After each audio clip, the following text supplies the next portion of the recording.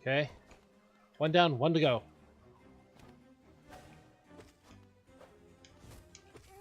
Got him! Yes! On the edge of defeat, just yanked victory right out of there.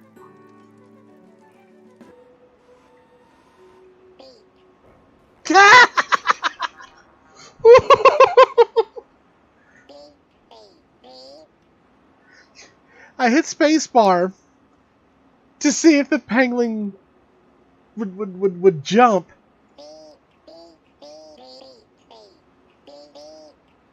I just said beep, beep, beep, beep, beep, beep. Something's definitely wrong. I hope she's not planning to do anything weird since they lost. I should I should go make sure she's okay. What?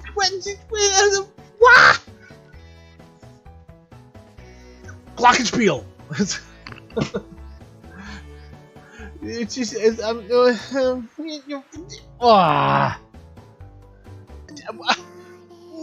it's Glockenspiel. There's not supposed to be end credits now. I just got 4 balls. That's all I need, actually. How do you walk?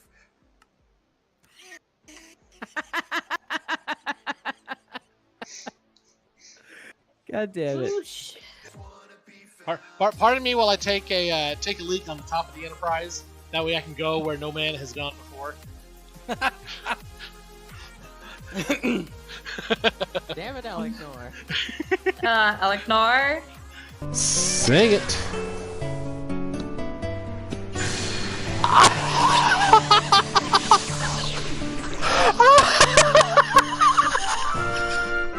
I did that as a wild shot, not expecting it to go anywhere. That was not supposed to happen. Good morning, good afternoon, good evening, whatever it is in your local time frame of the world. I do hope everybody's had a wonderful start to their week. The week continues to be enjoyable and fun. Sorry, I can't tell if that's a spot on my forehead or a spot on the monitor. It's moving, so it's a spot on my forehead. Okay. Alrighty, getting into some Nier Replicant today. Going to be moving more through that desert temple that we started last time.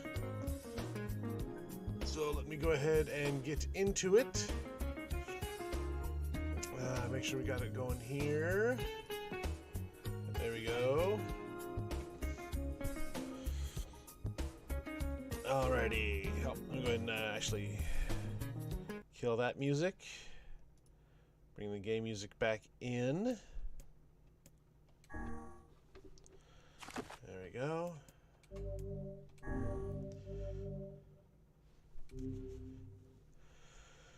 Okay, so we're moving through the desert temple. Sister's still sick. Still got a couple other side quests to do. This is by the village by the sand people.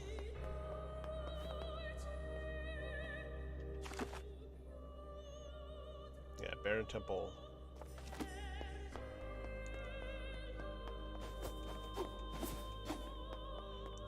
that's my jump. What's this? Well, this doesn't look suspicious at all. No, just like a meteor fell through the roof, that's all. And then, of course, then booby-trapped and locked into the room. Nice door design, though. I suppose that was to be expected. Hey, look!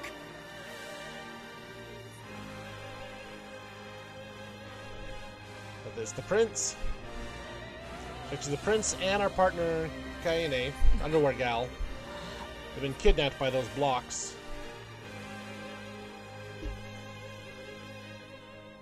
So, oh, that's a lot of blocks. The child is inside. Without any rules to bind us, we are free to unleash the entirety of our powers. It's about time.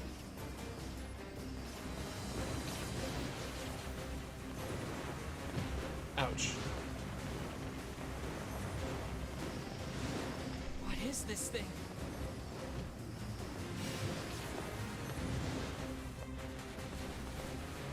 Okay.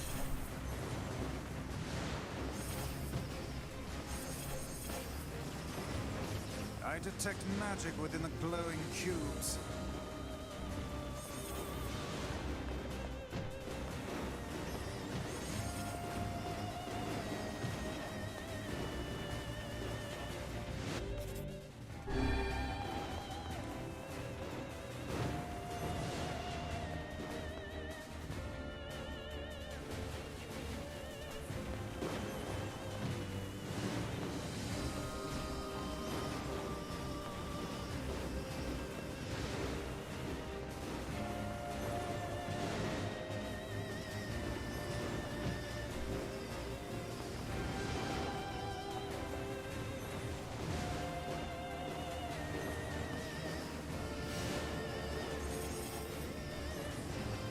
Each time I hit them, that's when they change which ones are glowing.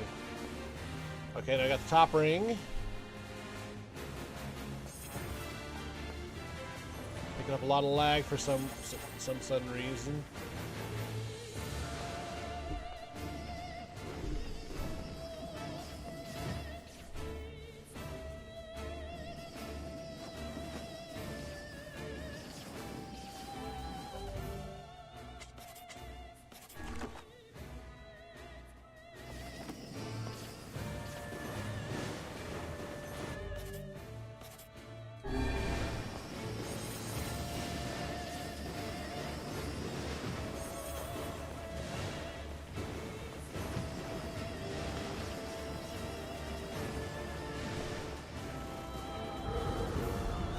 Mindless.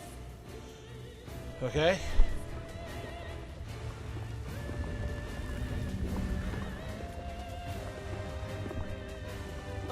Okay. The guardian of this temple is a curious sight indeed. Says the talking book.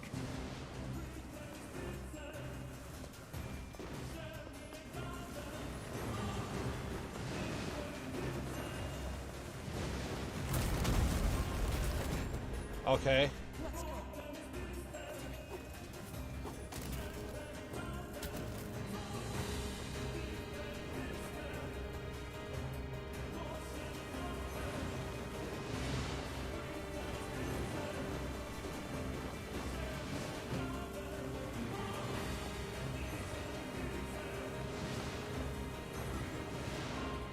This is a powerful foe. There you are, you bastard! Oh, Kill the shit out of you! Now hold still and die already!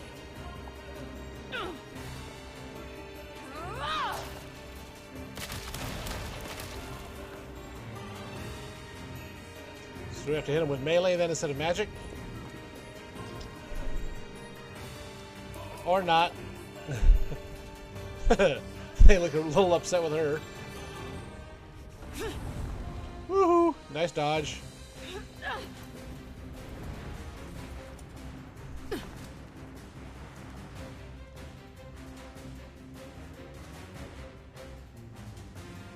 How did you find him? Beats me. I just kicked a bunch of ass and wound up here.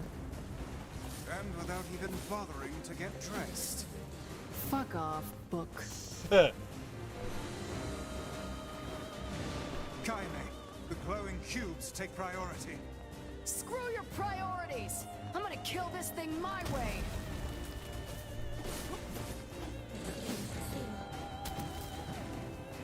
Ouch.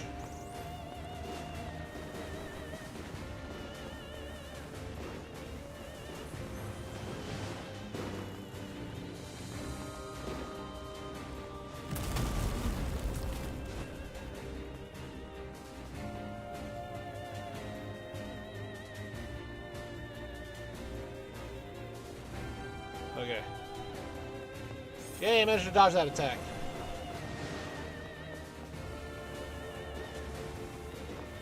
Oh. Punch with that hand.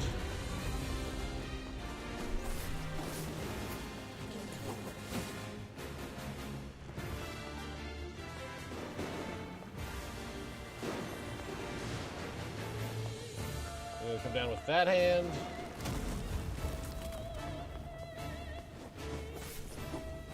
Oh, come on.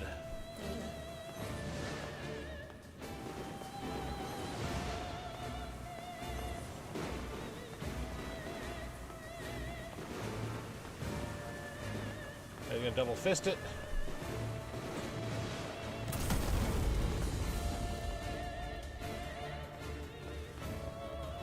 I push him back far enough.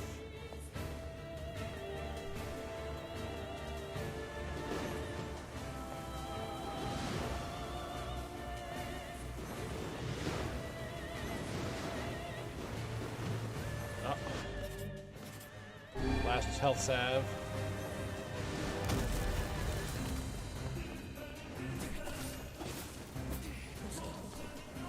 One hand down.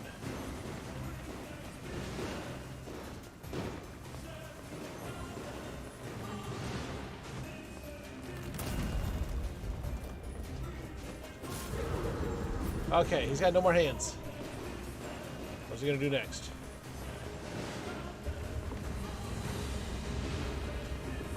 Go back to the ring formation, maybe?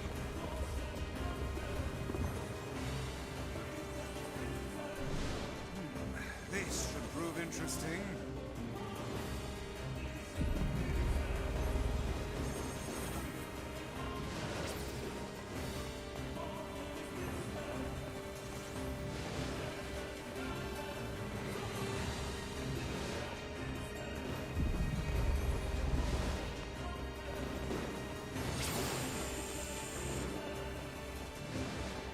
Was there a long beam on that one? Or just the orbs?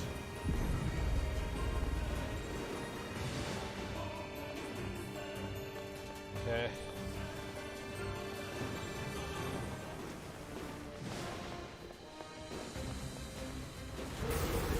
Got him.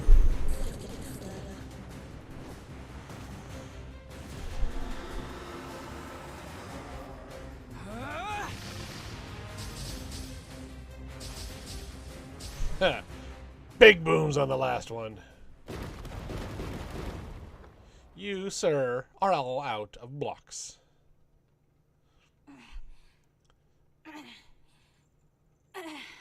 And there's the prince.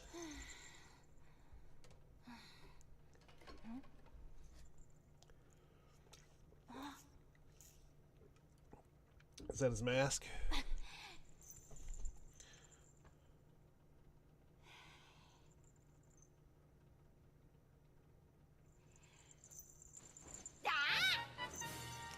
There it is.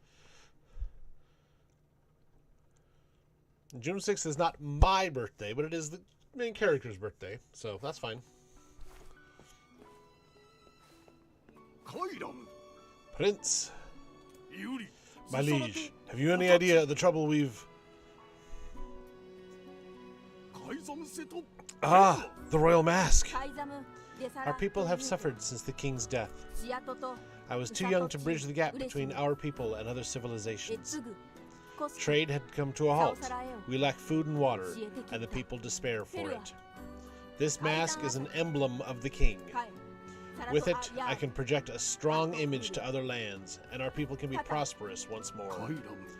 My prince, rules do not exist to bind you. They exist so that you may know your freedoms. Those are the words of the previous king, my father. And now that I have his mask, I believe I can ascend to the throne. Is this correct? Of course. Hail. All hail the new king!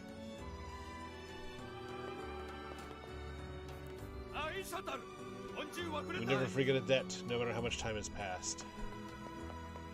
Hey, so while we're here, I need to ask you something. Okay. Let's... Okay.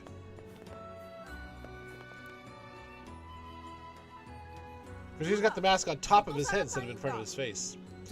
I apologize to you, my foreign friends, for all of your hardships.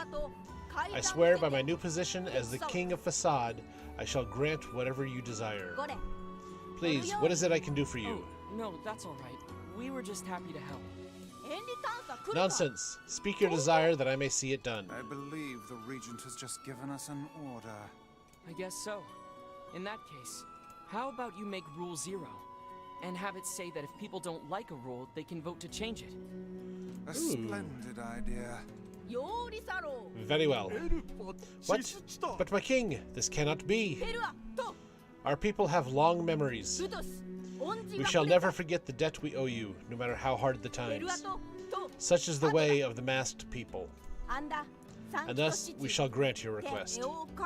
Still, that alone cannot repay our debt to you. Please accept this. One-handed sword rebirth. Thanks.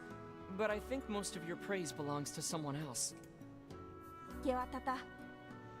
Thank you, Fyra.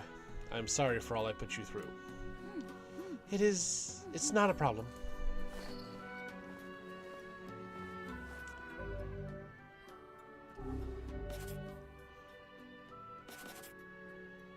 Okay, attack power goes down considerably, magic power goes down. It's very light. It's got an interesting shape to it, though.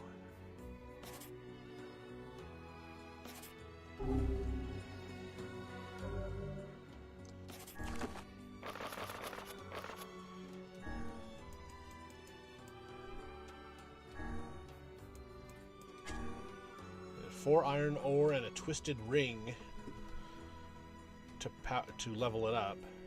So the attack power would go to 132, which is still less than what I've got now. Oh, a unique sword with a round blade. Legend holds that it robs the wielder of his life force. That's right, this here's the weapon that'll be ending your life. Ah, don't sweat it. There's nothing to worry about. It'll be a pain the likes of which you've never felt before. In fact, you won't even feel pain at first. It'll be more like water sliding across your skin. Honestly, for most folks, it ain't the pain that makes them scream. It's the sight of their own blood flowing out of them. That's friendly. Do you know how to cure the Black Scrawl? Ah, the foul disease that claimed my father's life. So, even a king couldn't recover from it. Nope.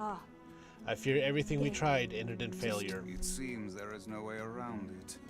We'll have to collect the sealed verses after all. Yeah, it's the only lead we have.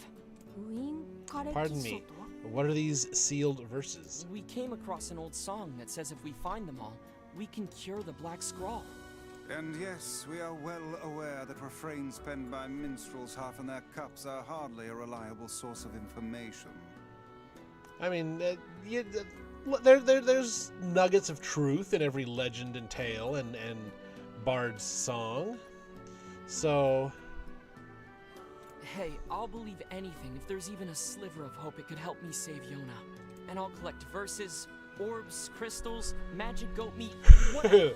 Magic goat meat.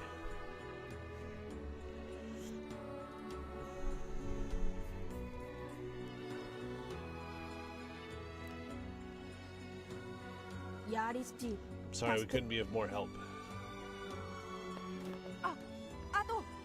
One moment, please.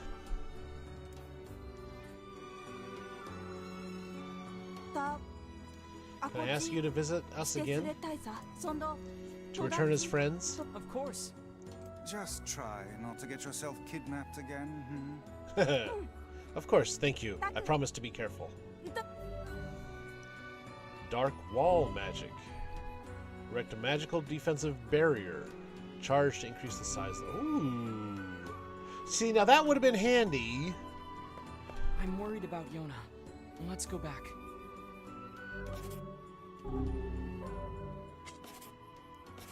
Let's see.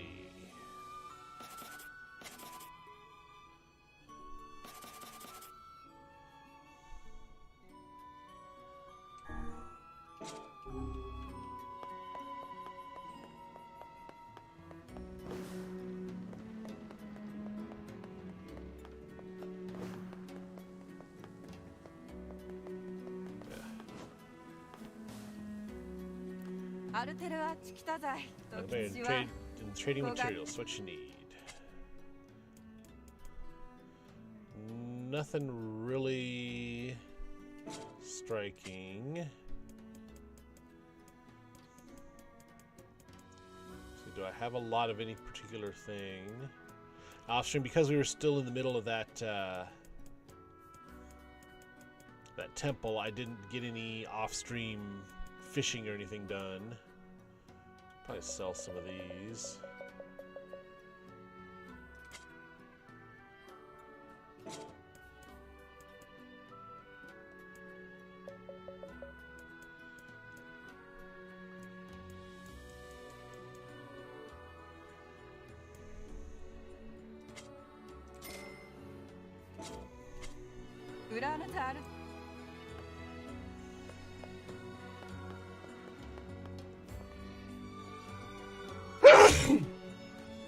Oh, excuse me.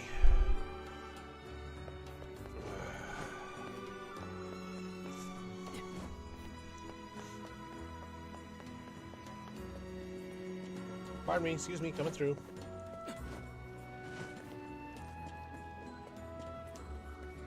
Pardon me, excuse me, just kid running through town. Nothing major, nothing important.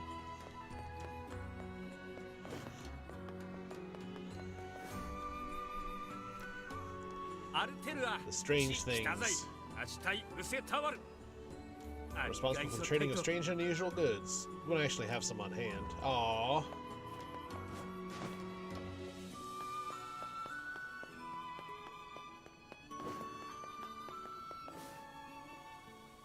Let's see. I know there's a weapon shop around here too. Just general goods.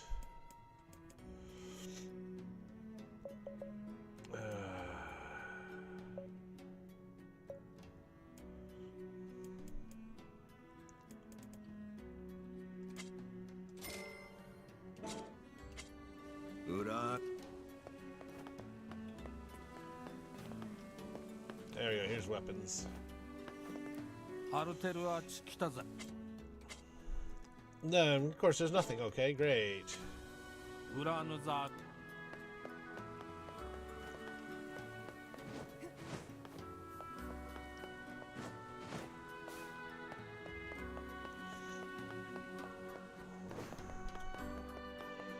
What goes to the weapon shop?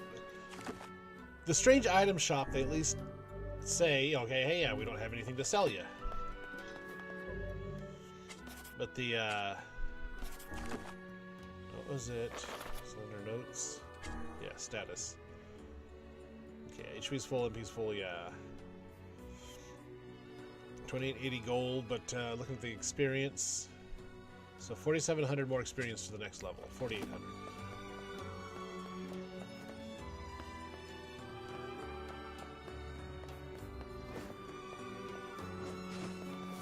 Actually, you know what? I didn't see anybody with quests there. Kind of strange to have a whole village and town without any quests for me.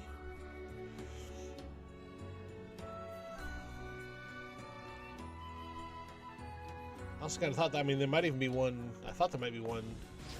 Oops.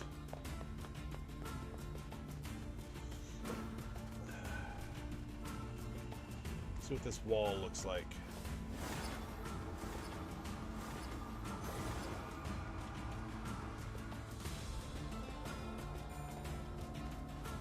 Well, actually looks kind of cool.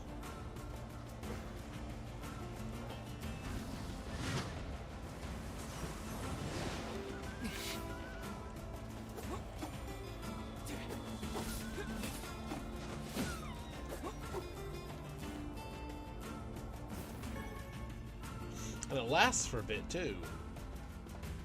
I suppose rules are rules, even if they are absurd. I don't think they're absurd. Oh? Those rules are important to the masked people. You don't say. I do. And I think it's important we respect that. Well, well. The boy is beginning to sound like a man. Boy, I'm not a kid, you know. Hey, less talking, more walking.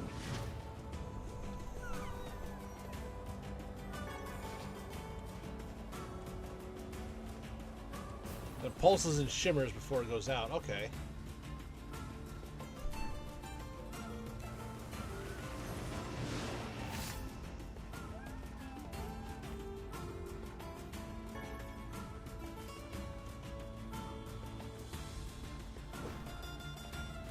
It's definitely a handy little shield to have.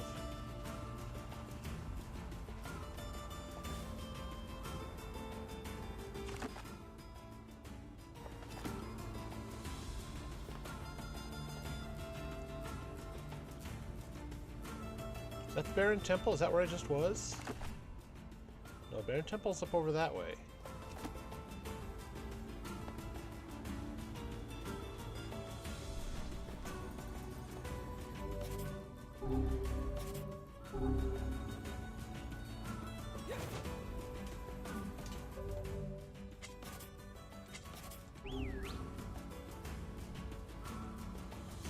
Where's my boar?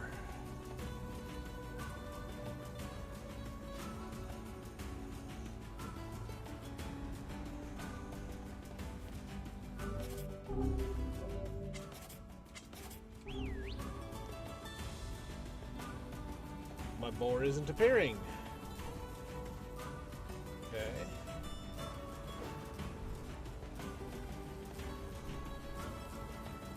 Since I don't have to worry about staying close to the kid as a guide,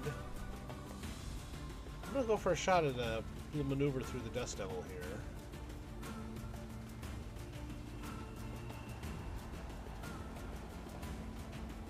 The sandstorm's too intense to go any further.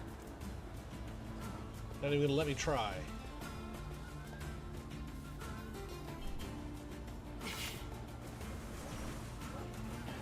The sandstorm.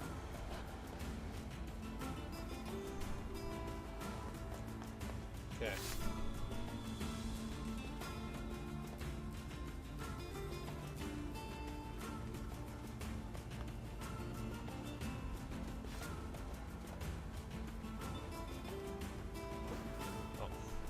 Battle sprint kicked in just as I was gonna check it. I want to go over and see what that spot is, but it's not gonna let me. We may come back here with some of the way to stop that sandstorm.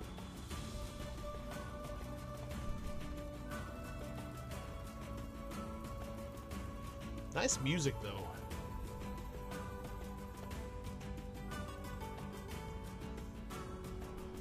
That's cold water.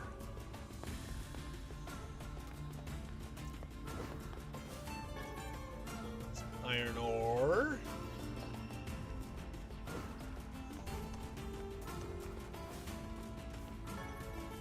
Clay. Always use more resources. A lizard tail.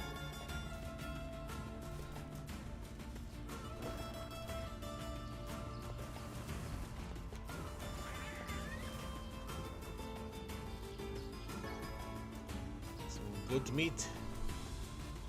Good meat, good meat.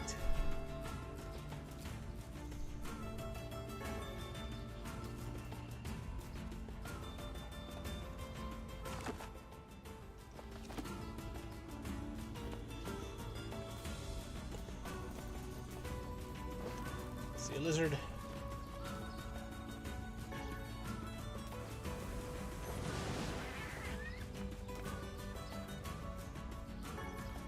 If nothing else, I could probably sell some of this goat meat.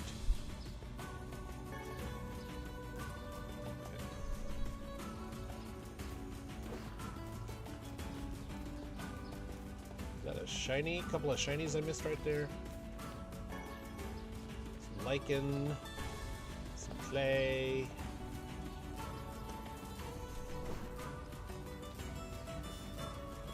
More lizard tail.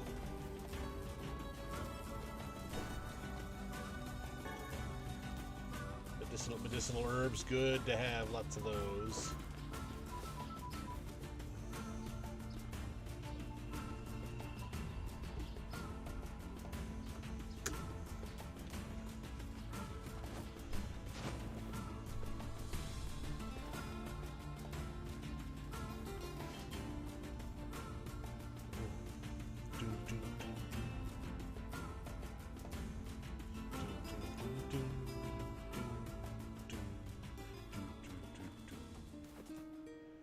Alrighty. You have a quest for me? Hey, you can get into Facade, right? Yeah? I've got a thank you gift I need delivered, and I'm hoping you can help me out. No For another problem. fragile delivery. Great. Oh, and it's kind of fragile, so don't roll around. Just get that to the weapon shop in Facade. Okay.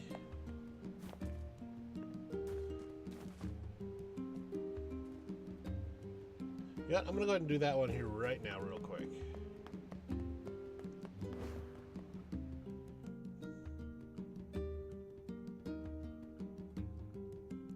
You want to try your hand at this job, Kaine? Are you serious? Hell no. Hussies are only good for breaking things anyway. Oh, Maybe I'll start with you. that was just downright rude, Vice.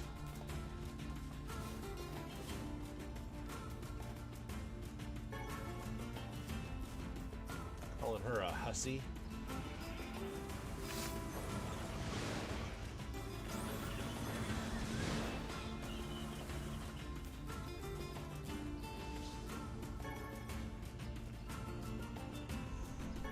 They were right by the gate, I wouldn't have worried about it, but they were close enough to the entrance that I wanted to make sure that they weren't going to try to headbutt me coming through.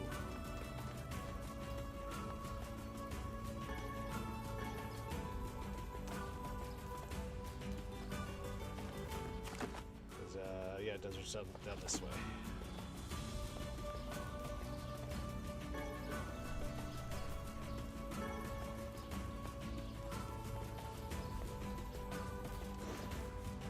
Grabbing all the sparklies because you never know which ones are going to be useful.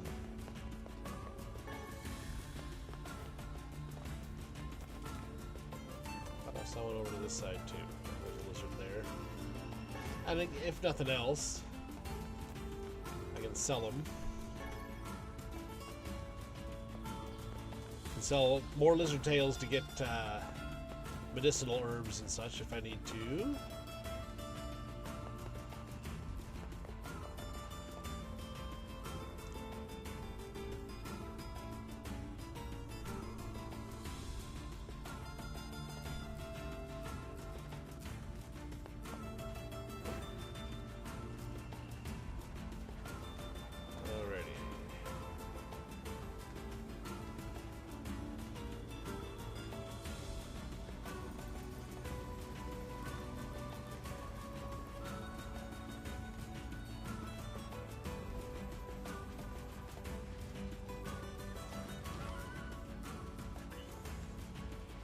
Nice shooting, Kaine.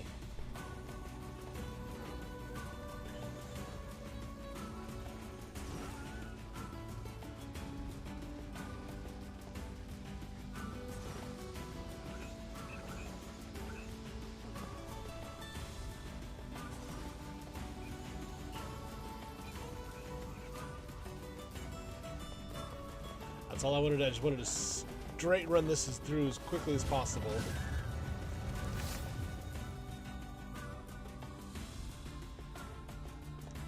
Now, do those hits as I open the door count as breaking the package or not? Nobody said anything.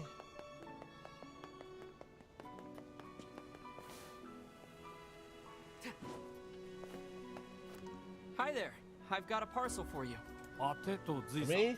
Oh, it's a thank you gift from the traveler that visited earlier. Thank you so much for bringing it all the way here. We'd better report back to the client.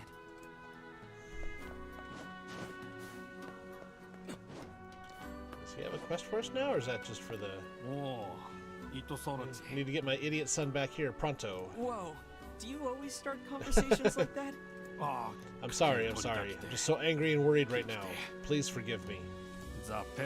My son went into the desert alone. He's trying to build a name for himself and become a true man of the mask, or what you outsiders call a soldier. He must be a reckless child indeed to venture into the desert alone. I need someone to bring him back before he hurts himself. Could you please help me out? Sure, we'll take care of it. Oh, thank you so much. I don't know, last time we went looking for somebody, we were looking for the mother of the boys running the upgrade shop, and that did not turn out very well. But we don't have anything fragile. So I can stop and fight and beat things up. Not have to worry about breaking anything.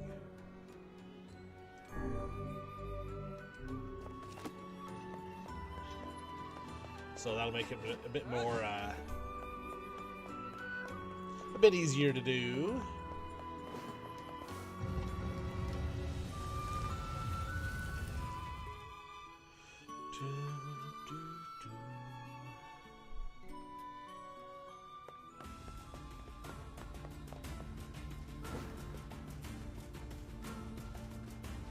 I saw a few shades pop up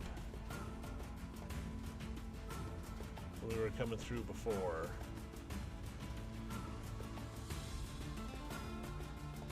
Because I noticed now that we've got the packages delivered,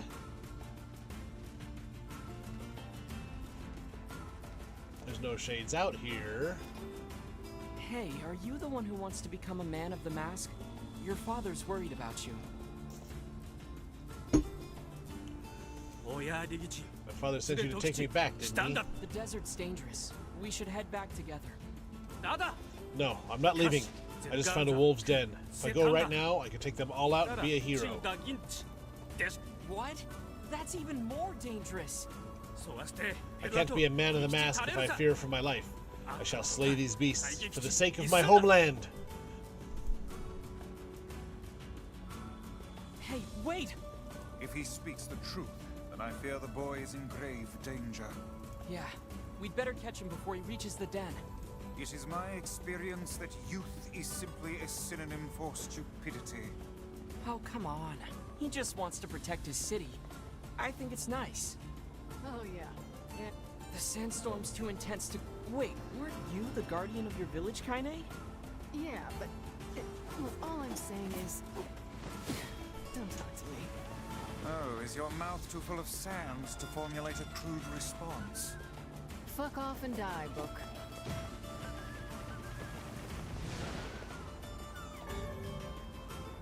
Fighting Wolves tutorial.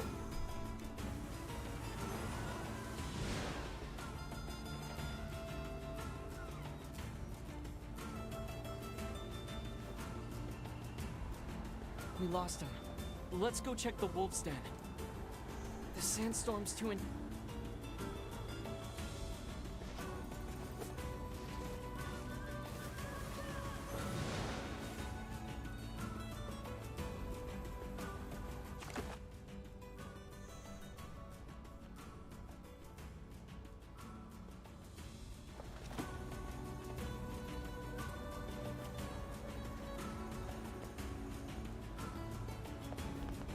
The sandstorm... See, how am I supposed to do anything here?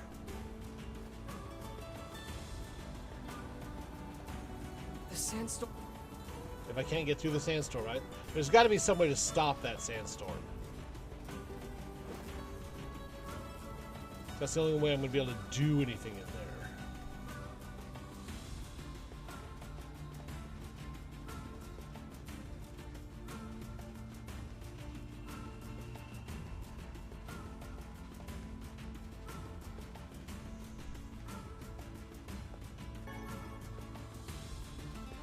Moldavite. Okay.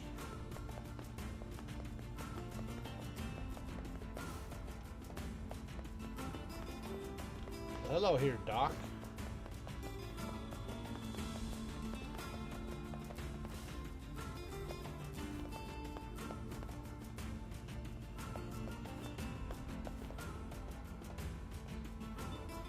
Okay, so there might be a fast travel mechanic to unlock later with the boats.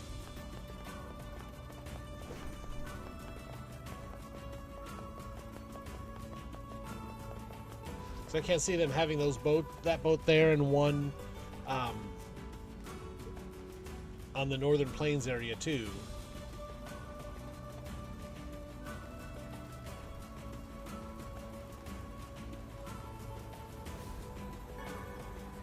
So there's resources right there that I can't get to. It's too far into the sandstorm. There's got to be some way to shut that sandstorm off.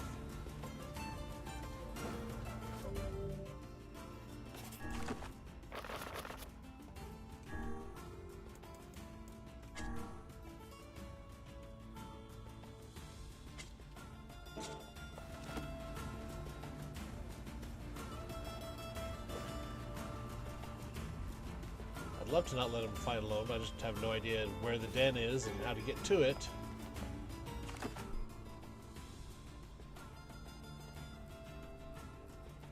With that sandstorm blowing.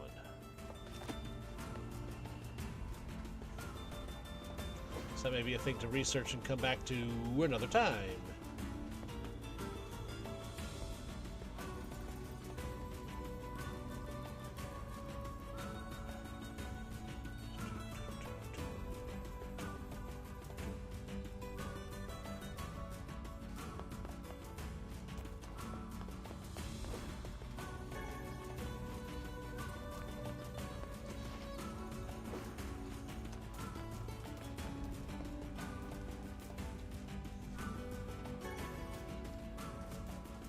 I'm not seeking these things out, they're just appearing in front of me.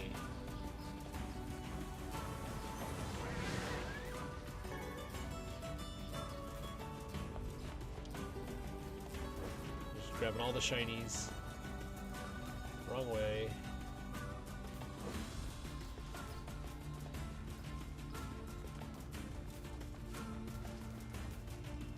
Oh, I just missed a lizard tail. With the lizard still attached to it, of course.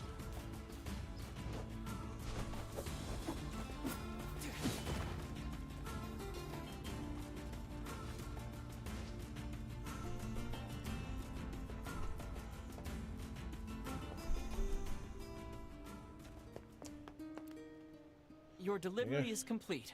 Thanks. Here's what I owe you. 3,000 gold.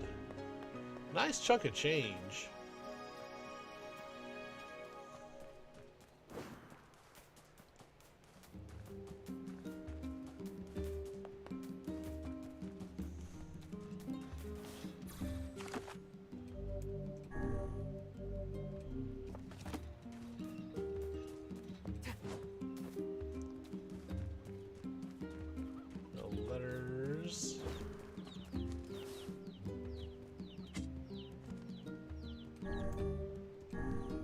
Oh, don't tell me these use real world dates.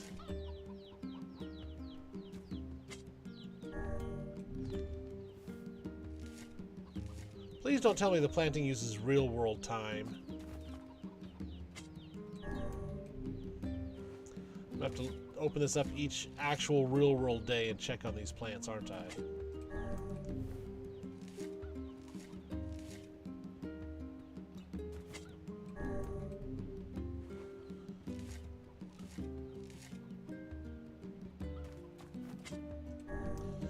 Discard all this trash stuff, and then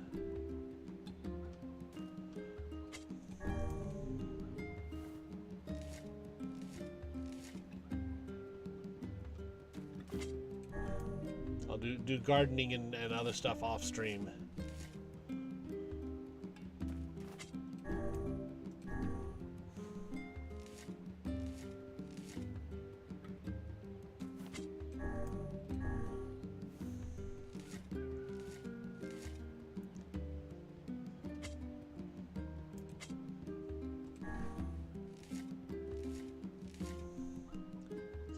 I'm just going to do one for right now. Plant a watermelon seed.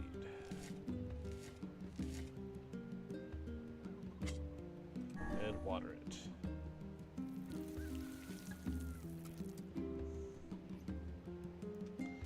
Because game time, we weren't gone all that long.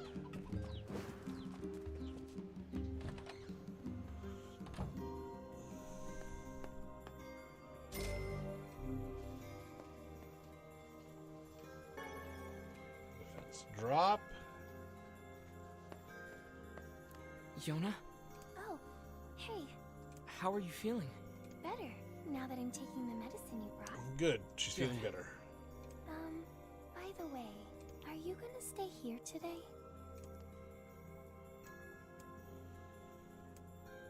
Oh, sure, I'll stay. You bet. Really? You'll stay with me? Really? Yeah, Yona. I'll stay. Yay! Now get back to bed. Okay.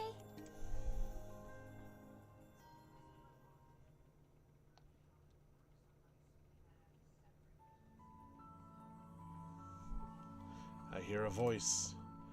I squint and see a boy standing before me. His hair is silver, his skin is pale, and he stares up at me with hard, glassy eyes. Soon his lips begin to move, but no sound comes out. What is he saying? I can't hear him.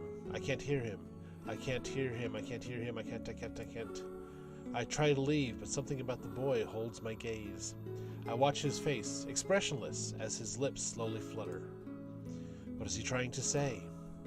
Wait, it's a phrase. I can almost make it out. It starts with an S. There's an E. I can almost see it now. The letters begin to fall together, one after the other, faster and faster. Sealed verse. It's a sealed verse. The thing I am looking for, the key to saving my sister.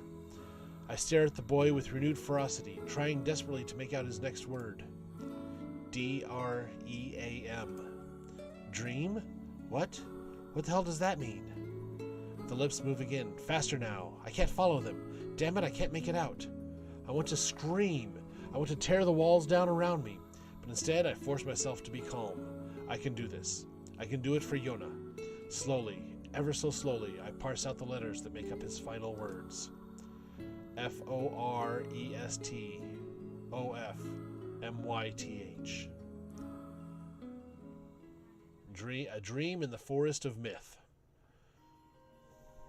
The next morning...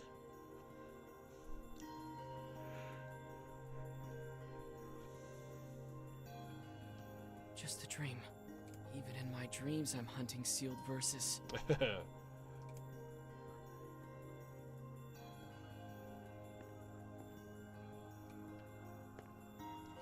Morning. Morning. Morning, Yona. What's wrong? Are you feeling sick too? You No, just didn't sleep well. I had a strange dream. Yep. What was it about? It's nothing. Don't worry about it. 'Cause I had a dream too. Oh, yeah? Oh, yeah? Yeah.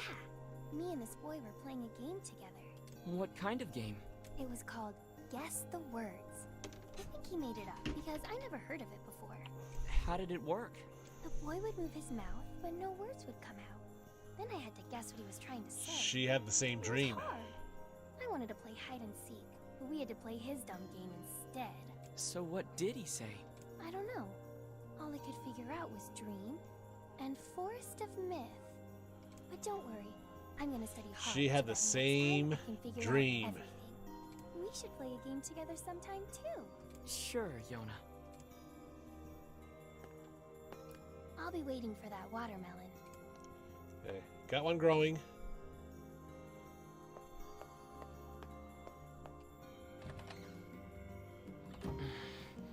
Something troubling you, lad? It's nothing. Don't worry about it. Come on, I need to go ask Popola something. Okay, so to the library. Let's check on the,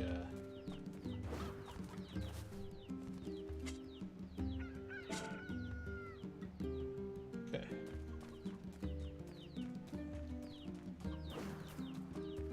I'm gonna keep it to, one plant at a time until I get it sorted and figured.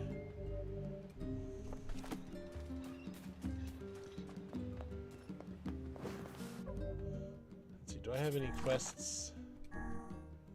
Fisherman's Gambit, Yona's Gift, Bon Appetit. Gotta do some, okay.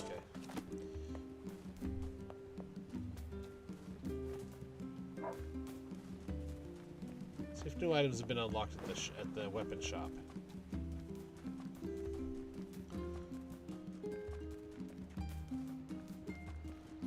Made some story mode progress. I want bigger, badder weapons.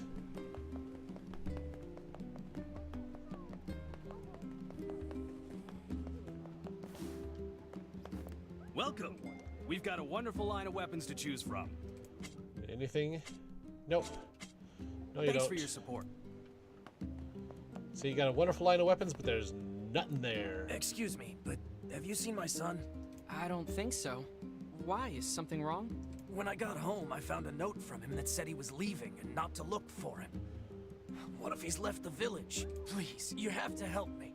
I'll pay you whatever you want. My son shouldn't be too hard to spot. He wears a very odd hat. You can see it from a mile away. Okay. What do I Okay. send? If I see him, I'll let him know his father's worried about him. I mean, do we have like any kind of idea about what direction he may have gone?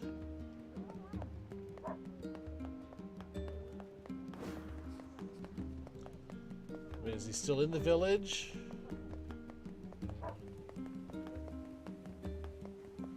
Let's see, she wants. I don't think I've picked up any fresh mutton since I talked to her last.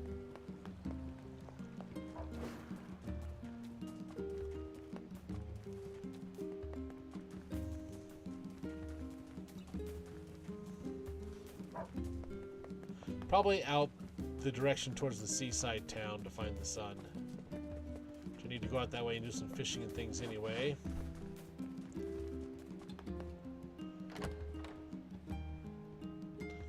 But we'll go see what Popola has to say.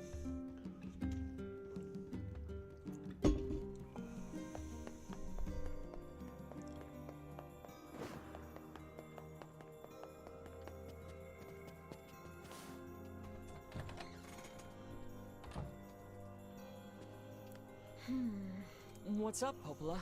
Oh, hi. I just got a strange letter in the mail. Okay.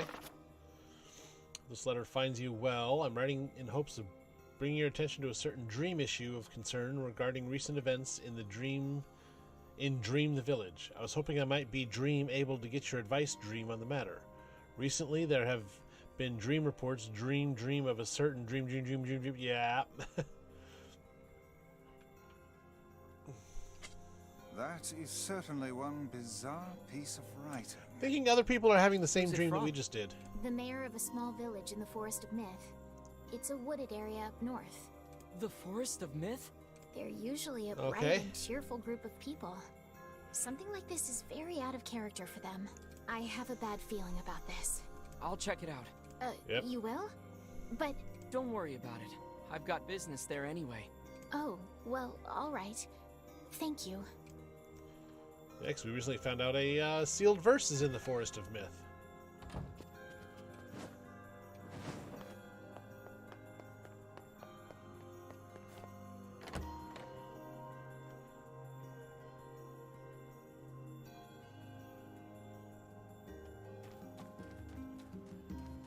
So north we go.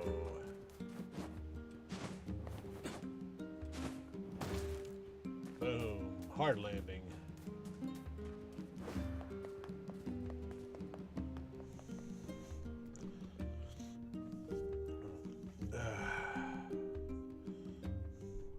I like it, the idea that Yona gets a flower every now and then.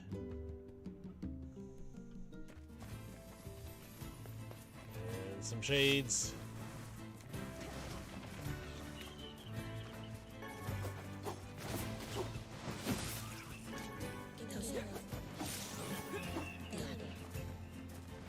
Okay. I should, look at tutorials.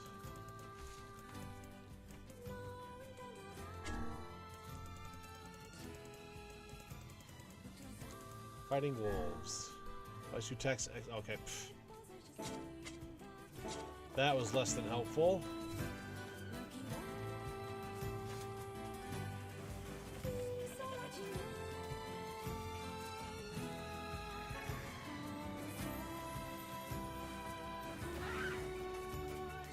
If I can't grab some mutton while I'm out here.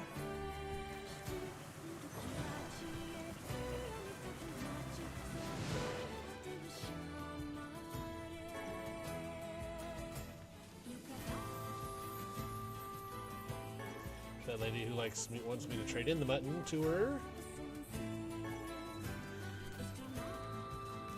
Now that's some new construction that I don't think was there before. Maybe it wasn't, I just forgot.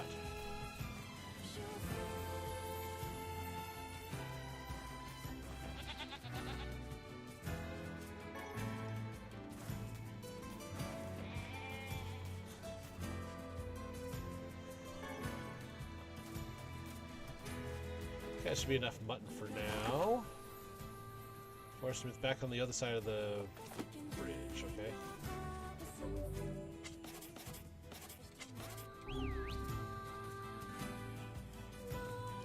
Where were you when I called for you in the desert, huh?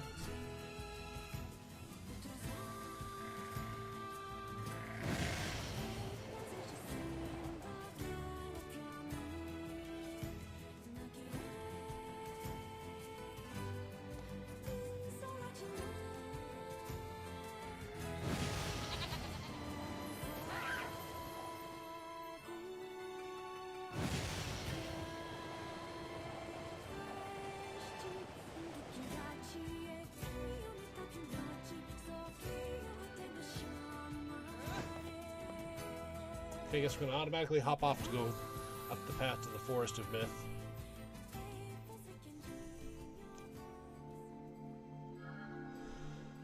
There's a save point right over there to the right.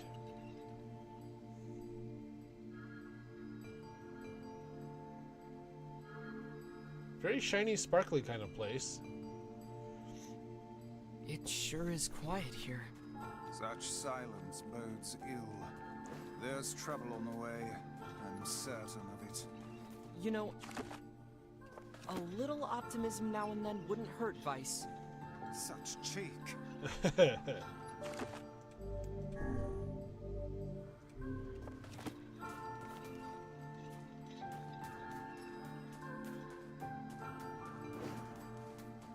that's who we're supposed to talk to.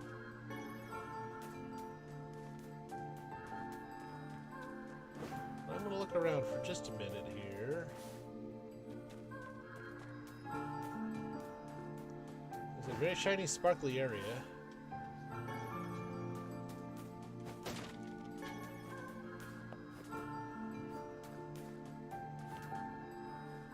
Looks more stone than person. Beware the words. That's not encouraging. What do you mean? Contagious word. It's an earworm.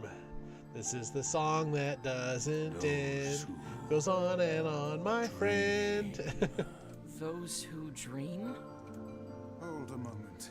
There is a strange new sensation in my mind.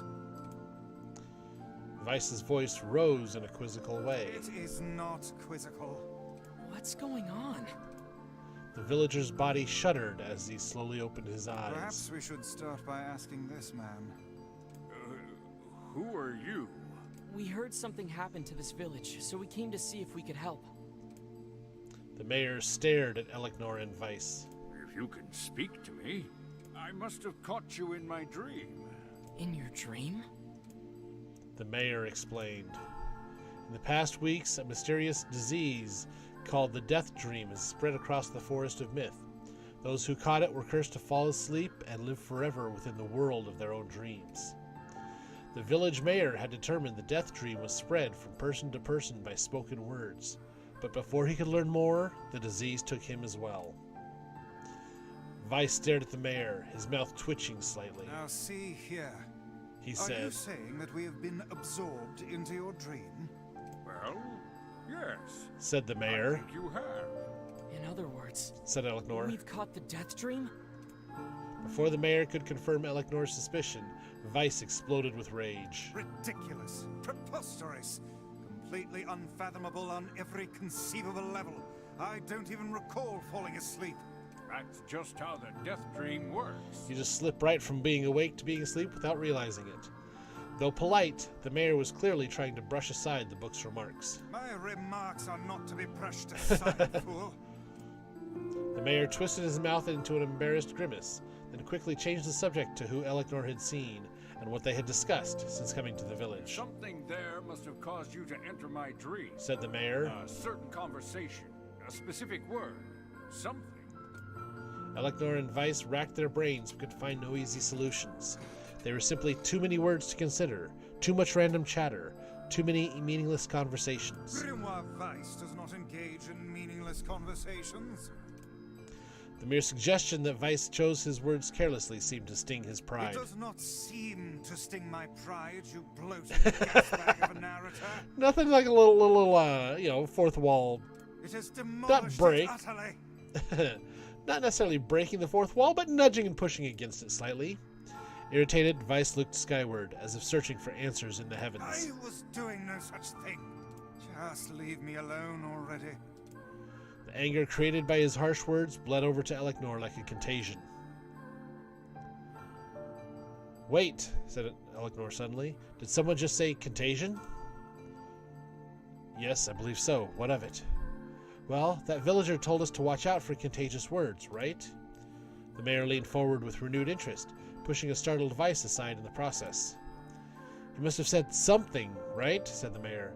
Some specific combination of words? What was it? It was about dreaming, or something that dreams, or... Oh, what the hell was it? A sheep? Cried Vice suddenly, blurting out the first thing that popped into his head. The others stared at him for a moment before slowly shaking their heads. After a few more minutes of thought, Elecnor's face suddenly lit up. I remember, he said. Those who dream. That's what he said, I'm sure of it. At this, the mayor produced a thick sheaf of papers from his pocket. He flipped through them a few times before finally nodding his approval at Elecnor. That sounds right, he said, as a stray sheet of paper fluttered to the ground. My notes also mentioned something about that. I bet it was the last thing you heard before you fell asleep. The mayor shook his head, his worn pencil stub tracing lines across a lone piece of paper. For the last month, I've done nothing but study the disease we call the death dream, he said. I mean, I'm the mayor, right? It's my job to protect people from whatever comes along. But I never expected a couple of outsiders to start entering people's dreams. The mayor paused, a grimace crossing his face.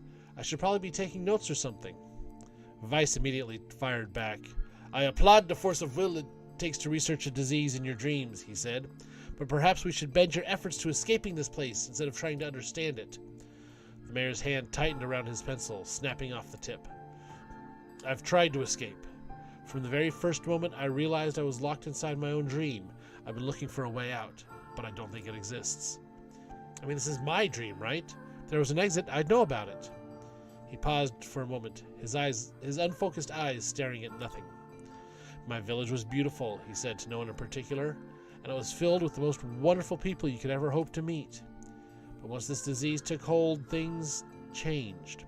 It's like someone took a sponge and soaked all the color out of our lives. I just want us to be whole again. I want us to be free. And I won't stop trying until it happens. Elecnor nodded in agreement. Huh? Wait a second. I didn't nod. Look, if we can be any help, said Elecnor, just ask. Now hold on. I did not just say that. Silence! Cried Vice. The grimoire looked from Elecnor to the mayor and back again, his face filling with confidence. Grimoire Vice's face is always confident, thank you very much. Now see here, Mayor. You told us that nothing can exist in this dream without your knowing of it. But yet you seemed surprised to see us when we first arrived, yes? The mayor slowly raised his hand, realization dawning on his face. Oh my God, he said. You're right. You're right. I had no idea you were coming. The human imagination is a limitless engine, said Vice, and dreams are the fuel. If you can imagine an exit, then it must be so. With your permission, we shall search it out. Thank you, said the mayor. I don't know how I can repay you. Payment is not required. We are as eager as you to be done with this place. The mayor suddenly felt as if he could breathe again. He'd almost forgotten what it was like. Good luck, you two, he called to the departing forms of Elecnor and Vice. We're all counting on you. As Elecnor slowly faded into the misty forest, the mayor was struck by a sense of déjà vu. I saw this man once before, he thought. But where? Elecnor's mood darkened as he trudged through the forest. Hours earlier, when the beauty of the place was still a new thing, he'd been confident they could get in, find the exit, and be home in time for dinner. But the deeper they went, the more the forest closed in around him. The mist made it difficult to see more than a foot in any direction, and moss-covered rocks seemed determined to twist his ankle. More than once he'd been forced to steady himself on the rough bark of a tree, and his hands now left small trails of blood on everything he touched. Additionally, Vice was proving to be a particularly poor traveling companion. Unhindered by either terrain or physical effort, he spent most of his time urging Elecnor to pick up the pace and grumbling about their slow progress. Finally, after Vice muttered something about legless turtles being more adept at navigating the environment, Elecnor snapped. Okay, Vice, cram it for a second, would you? You don't have to walk. Elecnor leaned against a tree and tried to stretch the knots from his back. How can this stupid forest be so big? He muttered to himself. The moment the words tumbled from his mouth, a cacophony of insects sprang to life. Every imaginable form of buzz, click, and hiss roared out at a volume that rattled his teeth. Elknor slapped his hands over his ears and screamed to be heard. "Weiss, what's going on?" Elknor could see Weiss's mouth moving, but he might as well have been shouting in a tornado. The insects screamed, the forest howled, and then, just as Elknor's ears seemed ready to tear from his head and go running for cover, the sound diminished. Hesitantly, he removed the hand from his left ear and listened to the creatures of the woods. Zree, zree, zree, zree! Shik, shik, shik. Chick-chick-chee, chick-chick-chee, chick-chick-chee. Woo, wooma, woo, woo, wooma.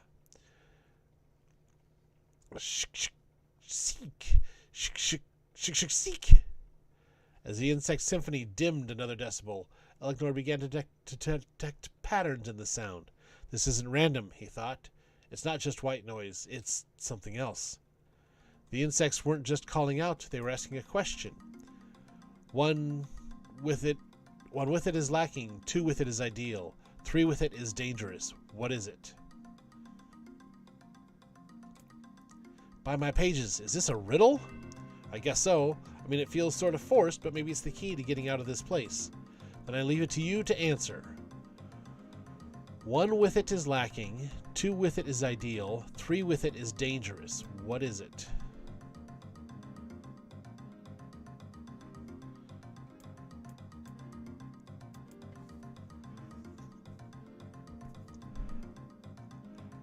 A real secret.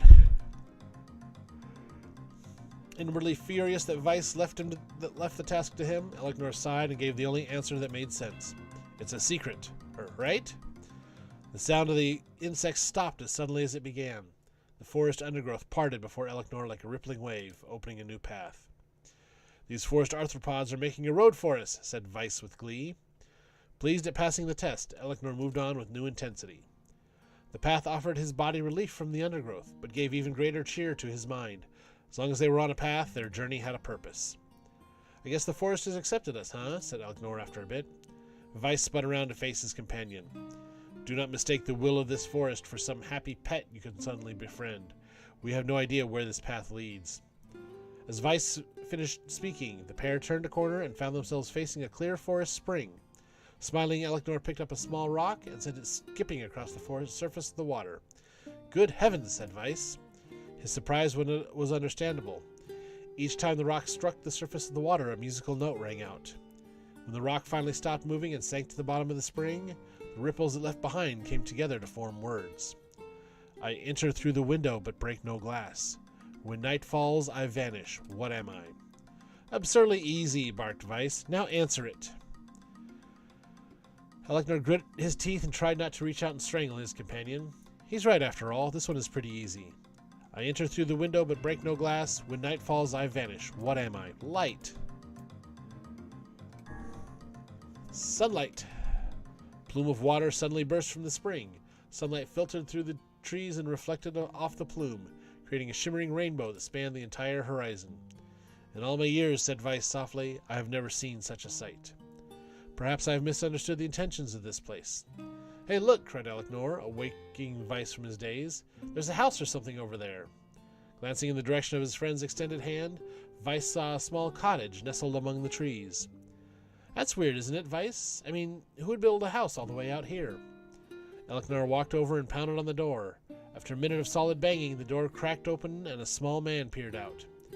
His body was cloaked from neck to toe in a large black cape, while his face was obscured by mist. Began Elknor, but before he could get any further, the cloaked man held up a hand and began speaking. I have 4 legs in the morning and 2 at noon, but end the night with 3. What am I? This one's a common one. This one's an easy one. Elknor tried to ask the cloaked man who he was, and what he was doing there, but he simply repeated the question. If we wish to engage this man in conversation, said Weiss, it seems we must answer his riddle. Yeah, I suppose. Well, at least it's an easy one. 2 at noon, but end the night with 3. What am I? Man. The mist dissolved from the cloaked figure as he spoke a single word. Correct. With that, the man flung his garment aside, revealing his true identity. You're the mayor, cried Aleknor. The man slowly shook his head. I am not the mayor you know. Now listen to my words. Long ago, I saw a version of you that was not yourself. Sorry? What's that mean? It will make sense in time. At present, I simply congratulate you on cracking the seal of the Death Dream. Now you must go to the person at the forest entrance. With that, the man turned on his heel and slammed the door behind him. As Aleknor watched, mist seeped up from the ground and enveloped the cottage, erasing it from existence. When Aleknor and Weiss returned to the forest entrance, they found the mayor leaning against a tree. As soon as he caught sight of the duo, he sprang to his feet and scrambled over to them. Good gravy, he cried. You made it! You actually made it back! His left hand grasped Aleknor's and pumped it so fiercely that it threatened to dislodge from the socket, while his right seized Weiss by the cover and swung him through the air. God, by the heavens, stop shaking me, fool! We've not even told you if we were successful or not. The mayor smiled broadly and shook his head. I'm just happy you're alive. I didn't think I'd ever see you again. Aleknor withdrew himself from the mayor's eager handshake with a slight smile. We broke the Death Dream seal, he said. At least, I think we did. The mayor's face beamed as Aleknor filled him in on the details. When the tale was done, the three of them laid down on the forest ground and fell asleep. Aleknor cocked his head. Okay, hang on a second. This is crazy. Why would we just lay down and go to sleep? Cease your endless prattle and go to sleep, fool. Fighting against the rules of this place is futility itself. Aleknor and the mayor obediently reclined atop the grassy earth. Have you forgotten? Continued Weiss. It is words that control the Death Dream. Words that allow us to move from place to place. No matter how unnatural they seem, the words are absolute. Therefore, if the words tell us to sleep, then sleep we shall. And once we do, the story will continue. With that, the trio found their eyes growing heavy, their breath slowing. This is the first time, began the mayor. The first time I have felt tired since I was imprisoned here. His words were cut off by a loud, long yawn, and he remembered nothing more. They might have slept for an hour or a year. When they awoke, things had a slightly more real quality to them. The mist felt thicker, the leaves greener. It was clear they had awakened from their dream. Aleknor shook the mayor's shoulder gently. Good news, he said. I think we made it.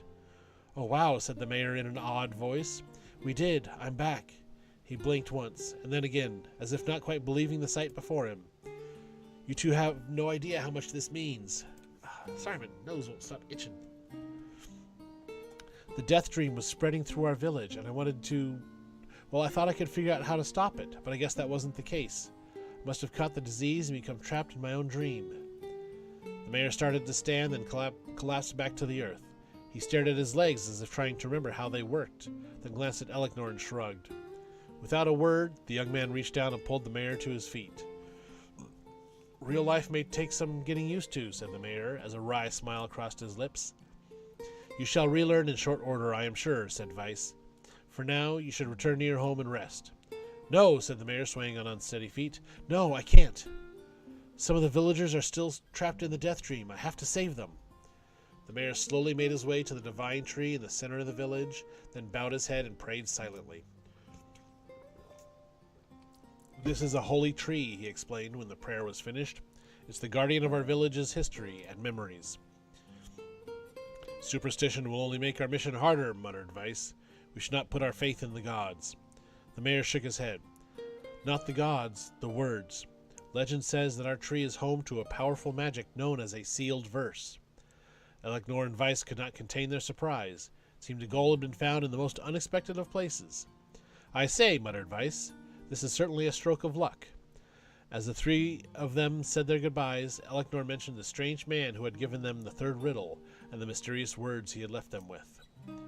I once saw a version of you that was not yourself, muttered the mayor. What in the world does that mean? Lost in thought, he stared into space for a long moment. You know, he said softly, this is going to sound odd, but I had a feeling I'd seen you before, too. Aleknor tried to keep a straight face and failed, but the mayor didn't seem to notice. Deja vu, right? Anyway, I figure it's just some kind of illusion created by the Death Dream. Probably doesn't mean anything. That just means they're adjusting things in the Matrix. That's what deja vu is, right? Aleknor gave the mayor a nod and a smile, but inwardly his thoughts were racing. There's something wrong about the mayor and his words. And what exactly is going on here? That riddle would prove to be the most difficult one of all. Oh, thank you so much. Now I can finally return to a normal life. This is one of the most bizarre diseases I have ever encountered. I know. That's why we have to help the other villagers, no matter what. Obtain a Zeal first. Dark Execution magic. Summon magical spikes from the ground to impale enemies. I had that one in the opening tutorial. That was kind of fun. That didn't take much effort. Yes, all a touch too easy if you ask me. It's almost as if someone was guiding us to this village. Don't overthink advice.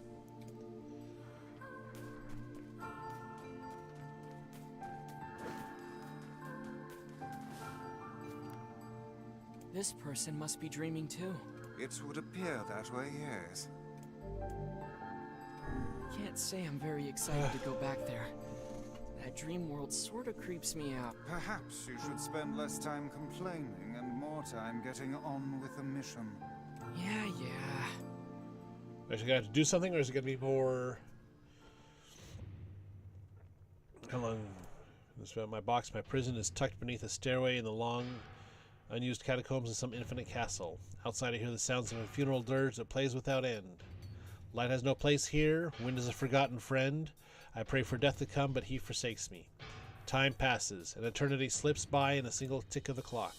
Someone knocks on my prison. Anyone there? I hear an unfamiliar voice say. My savior. I claw at the door of my jail, embedding thick splinters under my ragged nails. I scream for help. I laugh. I sob. Surely this is a product of my addled mind. Surely it cannot be true. Help me, I cry. For the love of all the gods, help me. Impossibly, I hear the sound of a lock being torn out and falling to the floor. As the door slowly creaks open, I have just enough time to see a silver-haired boy and a floating book before the light pours inside. My eyes, accustomed to blackness, explode with pain, and I am forced to turn away. Who are you? I ask, shaking hands covering my face. How have you come to this place? I am Grimoire Weiss. This is Elecnor. Long have we been searching for you. Now come, stand. We shall awaken from this nightmare together. The one known as Elecnor extends his hand and pulls me from the cell. While my eyes are slow to adjust to freedom, my ears are keen as ever. They recognize the staccato sounds of heavy rain. I never thought to hear that again, I whisper. Would that this were not such a terrible storm, said Grimoire Weiss. Look at your feet. I force my eyes open and see water pooling around my ankles and lapping at my shins. There's so much of it. Yes, and more comes each moment we delay. If we do not make good our escape, we shall all drown in this castle. We know you are weak, but you are our only hope to survive this place. Time, that long forgotten friend, made itself known again. I nodded my head and swore to save my rescuers, no matter the cost.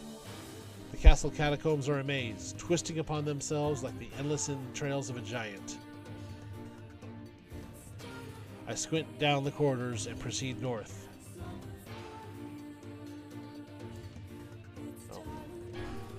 At the end of the corridor, I find a row of 20 gorgeous canopied beds resting atop a carpet of velvet. All are covered in a thick layer of dust and cobwebs. Searching for the door to the next room, I come upon a shapeless mass of gray matter. It has been shoved against the side of the wall, and despite my fever, I think I see the outlines of a door just beyond. When I reach out a finger and touch a piece of the mass, it turns to dust and drifts away on the wind. Realization slowly dawns, and I fall to my knees and weep. Corpses. I face a mountain of charred and crumbling corpses. I look from it to the beds and back again until the horror dawns full upon me. Someone has piled these bodies into a tower and set them ablaze. Whether they were alive or dead, I do not know. Insanity will not permit me to consider the proposition further. I make a sound, whether scream or laughter, I cannot be certain. Then my mind grants me merciful blackness, and I find myself opening the door and leaving that most terrible of rooms. I squint down the dim corridors and proceed east. So we just went north to get to there, so if we go south, we're back in that same room. Dim corridors proceed north. So we can go north or east. We'll keep going north. Waters rise to my waist, exhausting me both physically and spiritually. I pray that this is the way out. Eventually, I can stand the sight of the waters no longer, and so turn my eyes upward. Imagine my surprise when I see a series of paintings hanging on the faded plaster wall. Each depicts a person in the prime of life, clad in clothing of the highest quality. The styles, however, are strange to me, leading me to believe these people had lived long, long ago. One subject wears an outfit that particularly catches my eye. It is constructed of a thin, breezy cloth and decorated with a motif of flowers and birds, while encircling the figure's waist is a leather belt of the most perfect construction. It is a stunning costume, even by modern standards. As I gaze at the portrait, I am struck by a desire to touch it with my own hands. Yet as I extend a single finger to the painting, I am gripped by a most unpleasant feeling. Staring closely at the image, I see it bend and warp into the shape of another finger. Something behind the picture is pointing at me. Is it another prisoner? A fellow inmate trapped for eternity in this place?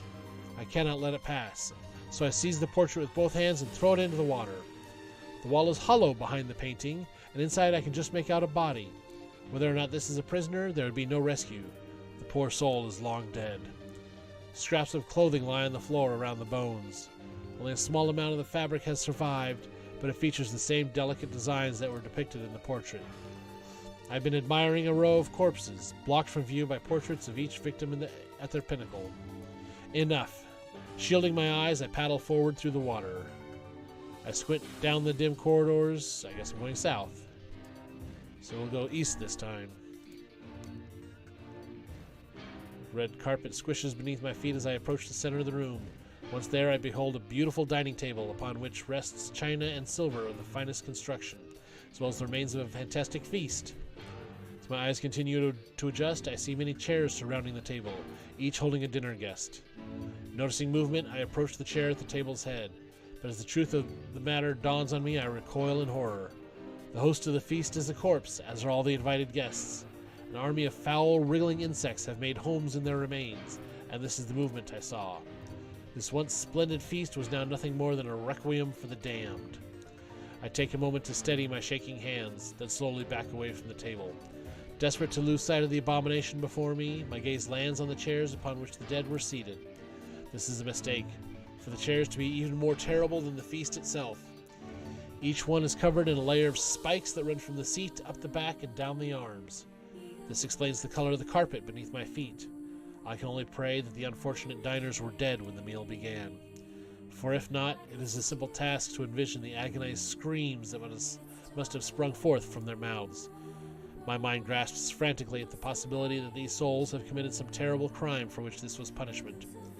Though in truth, I suspect they had committed no crime at all. There would be no tomorrow for these unfortunates. This was their last supper. I squint down the dim corridors. Let's see, we went east to get here, so we're going to go north. Against all hope, we make it to the front door. Break it down, someone cries, so I give myself to the effort. In tandem with Elecnor and Grimoire Weiss, I slam my body against the thick, sturdy door. On the third try, it gives way, and we find ourselves sprawled on the ground outside the castle. The storm is in retreat. The clouds above are still dark and foreboding. To the west, I can see a thin shimmer of sunlight trying to break through. How can I thank you? I cry as tears join the rain on my cheeks. I would surely have died in there. Looking down, I suddenly notice that my dress is in tatters, and sheepishly try to cover my exposed skin. Your dress? Asks Weiss. Then you are a woman, madam? I am. I proffered the two a smile. I suppose that comes of something of a surprise, seeing as how I exist only in the form of words. I can see that the one known as Elecnor is disappointed that the torn dress will be given no further description, but he hides it well. With a nod and a shrug, the three of us set forth to our awakening. But behind us, an awakening of another kind is taking place. Black smoke fills the abandoned castle, providing the countless damned souls inside with their final shroud. After a moment, the castle's windows shatter with a mighty roar.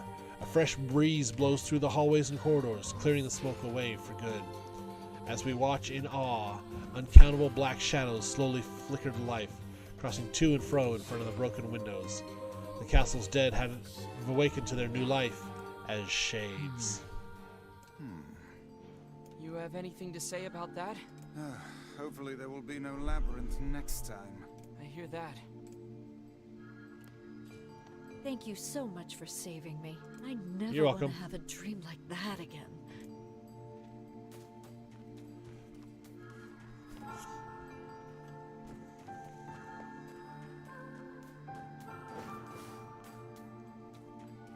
There's one more there.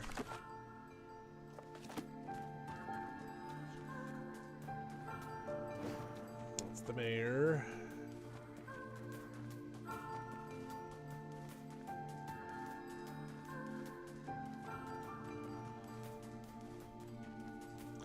Alrighty, we'll do one more.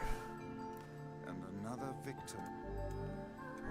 I figured a book like you would be into all this word stuff, Vice. Even I have my exceptions.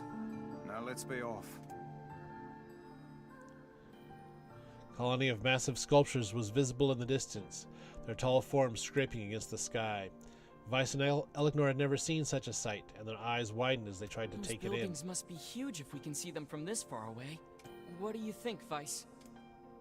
As Vice considered his answer, the sun beat down on them with renewed Perhaps ferocity. they are some manner of mirage, he said. Under this heat, a mirage or two would hardly be an unexpected sight.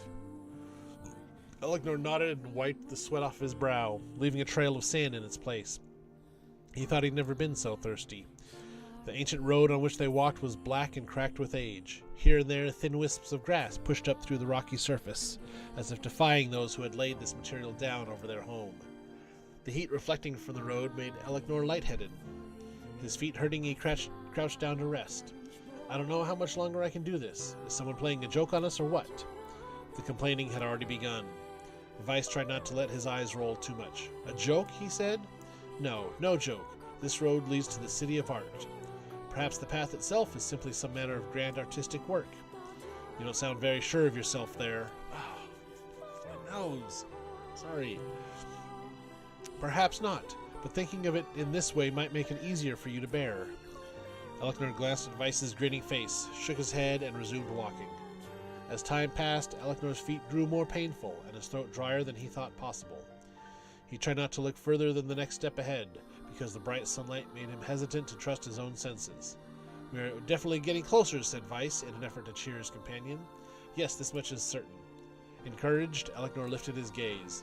Suddenly he stopped walking, choosing instead to stand in the middle of the road with his mouth and eyes wide open and his finger pointing in the distance. "Water!" he cried. "It's water!" "Water?" asked Vice. "Preposterous. I don't see any water." "Over there, just ahead of us. Look, the sun is reflecting off it." Without waiting for a response, Elecnor sprang to life and bounded toward the sight. What in the... There was no water. There was nothing but sand in every direction. Elecnor closed his eyes and sighed as Vice floated up behind him and chuckled softly. "I believe this is known as a mirage," he said. "Many a desert traveler has spoken of such things." Elecnor shook his head, bewildered. Suddenly he pointed off in the distance, his eyes wide once more. "Wait, there it is! I just missed it! Look, it's right there!" Elecnor sprinted off again, leaving Vice with no choice but to follow. After a few minutes of running, Elecnor came to a halt. "I could have sworn it was right around here." Confused, he put his hands up to his eyes and rubbed them vigorously. As soon as he stopped, he noticed a blue, shimmering pool of clear water just over the next rise. With a shout, he bounded off in search of it. The chase continued for nearly an hour, until an exasperated Vice finally floated up to Elecnor and struck him in the face with his cover. "Enough, you blithering idiot! Stop this at once! There is no water here!" Elecnor's face clouded. "There isn't?" "There is not. Perhaps next time you will listen to me when I tell you as much." Vice paused for a moment, then continued speaking in a slightly kinder tone. "However, I suppose this mad chase was not altogether wasted. Seems we have arrived in the city of art." Elecnor looked up. Stretched out before him was a row of impossibly tall sculptures. Their journey was at an end. "They're huge!" cried Elecnor, completely forgetting the heat and pain of the past few hours. "I've never seen anything so big." Each sculpture was formed from roughly the same shape, a tall rectangle that stretched up toward the sky. That is where the similarities ended. Most were covered with panes of glass that reflected light in 1,000 directions, while others seemed to be nothing but frames of steel. Some had tall spires on their tops, while others possessed triangular caps. "Skyscrapers!" "What kind of city is this?" said Elecnor. "Where are the people? Where are the houses?" "Perhaps the land is intended exclusively for artistic use." The debate continued as they made their way through the city. Miracles of artistry were everywhere. Great iron crates with wheels sat silent on steel rails. Beautifully carved works with lights of red, amber, and green dangled over every street. trains and streetlights. As they moved away from the massive sculptures, they found a great array of smaller ones. Some were covered in glass or brick, but many were composed of materials they had never before encountered. The sheer variety of colors and styles was staggering. Unable to find a theme or purpose to the abstract works around them, Elecnor and Weiss eventually fell silent. On the outskirts of the city, they discovered 3 sculptures in the shape of humans. Elecnor uttered a sigh of relief as he approached them. Finally, I was getting tired of modern art. The 3 statues were indistinguishable except for a single word chiseled into their right arms. One read Alpha, one read Beta, and the final one read Gamma. As Elecnor moved to touch the nearest statue, a bird flew from the top of one of the sculptures. Lighting on the statue's shoulder, it emitted a brief, beautiful song that took the form of words. Only one form is real, the others are false. The real form will always speak the truth. The false ones will only speak lies. With that, the bird departed. As if on cue, the 3 statues shuddered to life, acquiring color and form as they began to breathe. "Hey, look at that," said Elecnor. "They're alive!"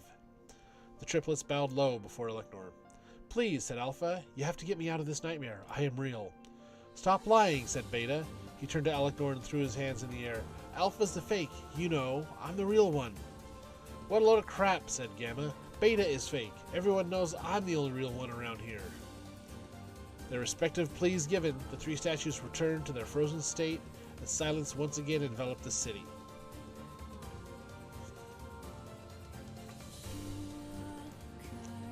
"When you consider all of the statements, only one of them could be the real thing," said Weiss. Elecnor furrowed his eyebrows and considered his answer. "Only one form is real, the others are false. The real form will always speak the truth. The false ones will speak only lies."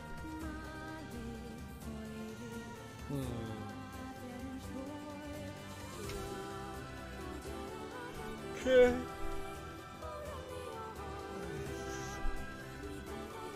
If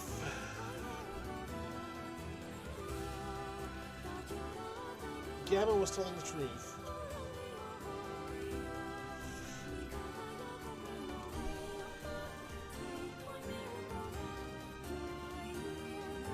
let's see. Gamma said that it was Beta was saying a load of crap. Okay. Beta just said, "Stop lying. I'm the real one." Real one's Beta. Real one is Beta.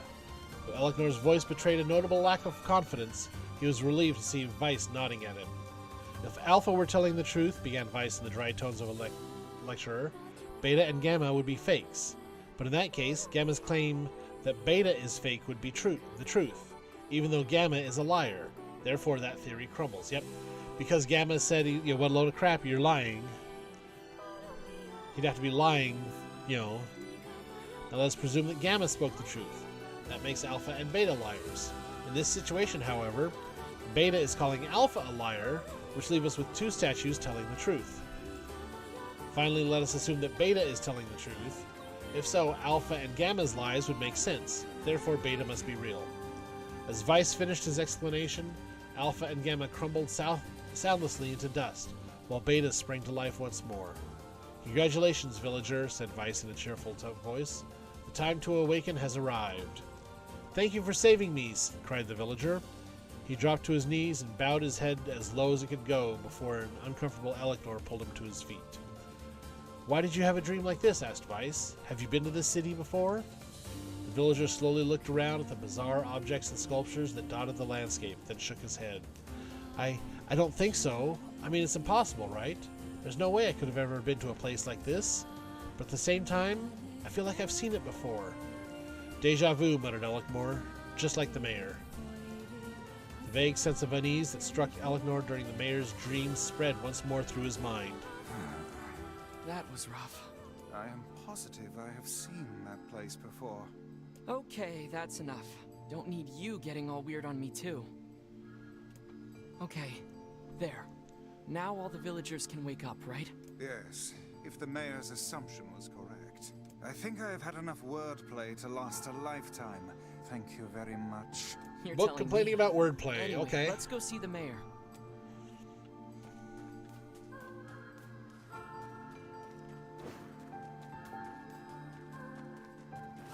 Oh, how wonderful. Thank you so much. Here, I have something for you. One-handed sword. Faith. Wow, this looks valuable. I can really have it? Of course. It's apparently a weapon of some renown, but we have little use for it. Well, we appreciate it. Thank you again for everything. Oh, you're quite welcome.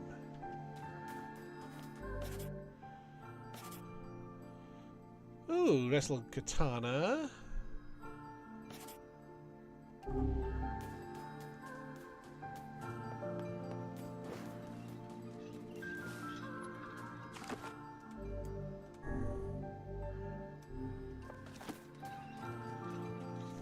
You cleared that whole thing, got a weapon and a sealed verse.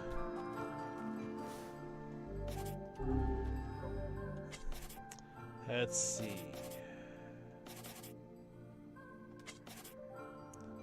I'll go, yeah, Dark Execution.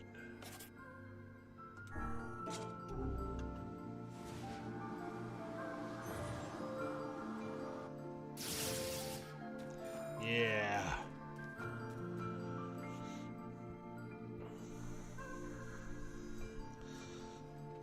I like that one.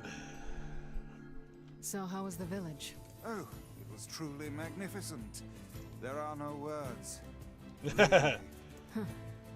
Neat. Let's get back to Popola. She'll probably want to know what's going on in there. Or what was going on. Just for the heck of it. Oh.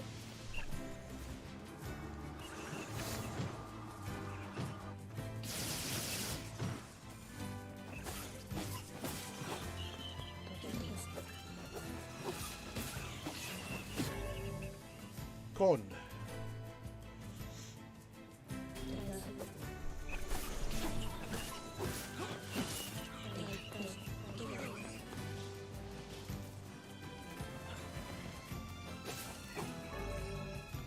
Geba.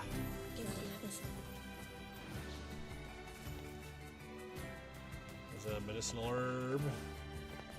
Actually, could probably go ahead and use one real quick. And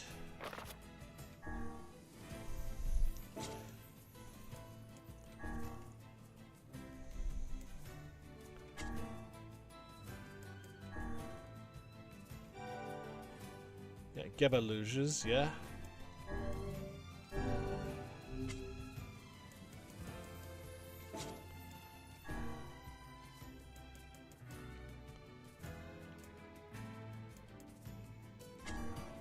Let's see, right now I've got attack power plus 4%, paralyzed level 1.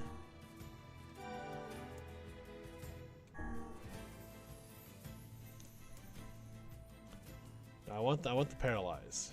Ooh, no, actually I got.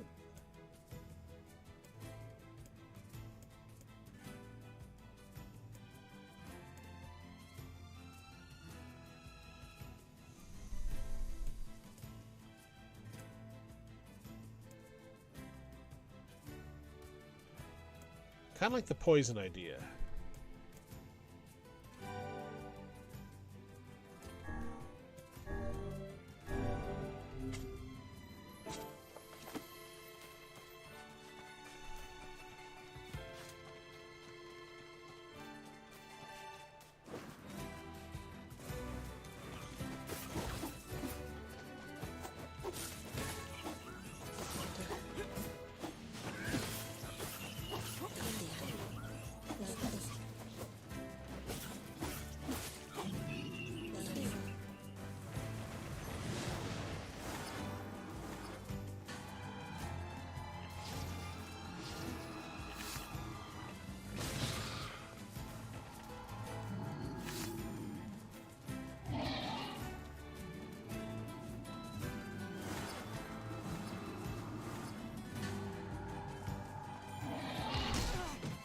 Ouch.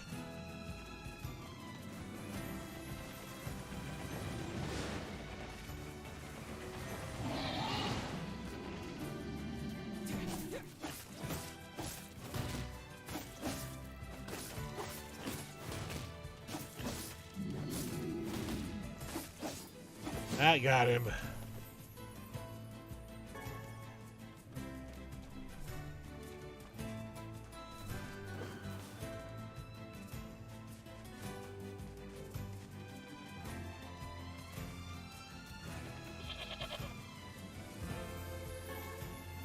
There's some button real quick.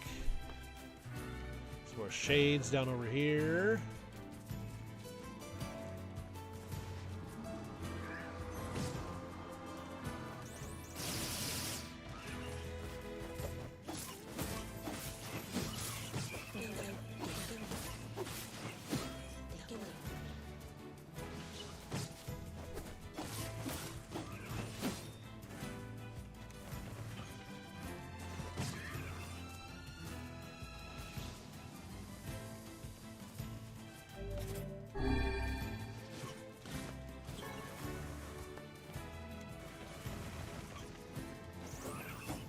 Oh.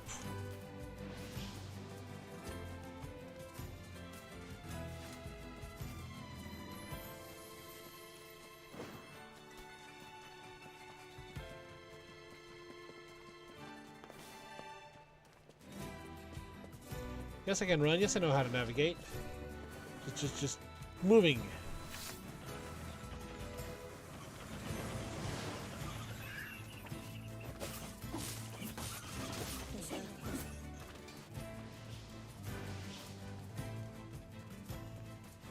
Moving is what I have difficulty with.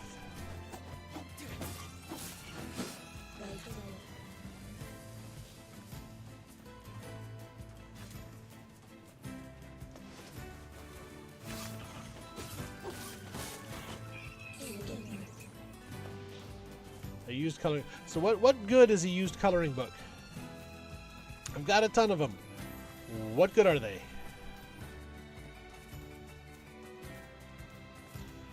Get some of these guys grouped up.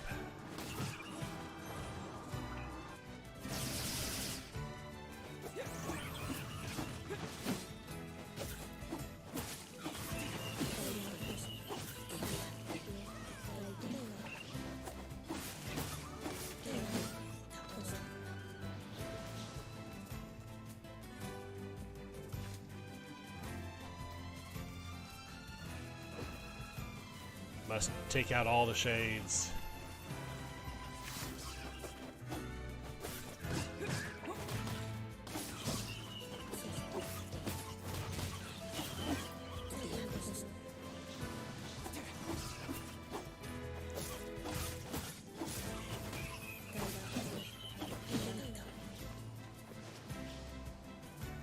Okay, all gone.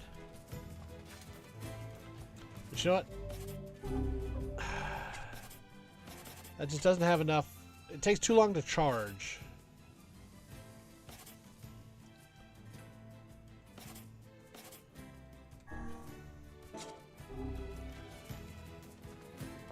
It doesn't do enough initial damage. If I can get a magic boost higher for it, yes. But as it is right now, I'd rather have the punchy fist.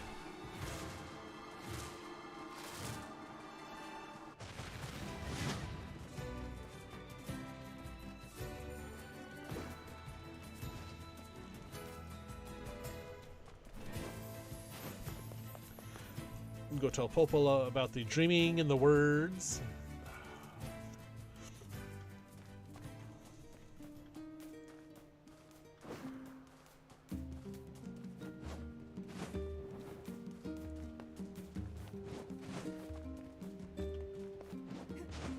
Almost made it up there. There we go.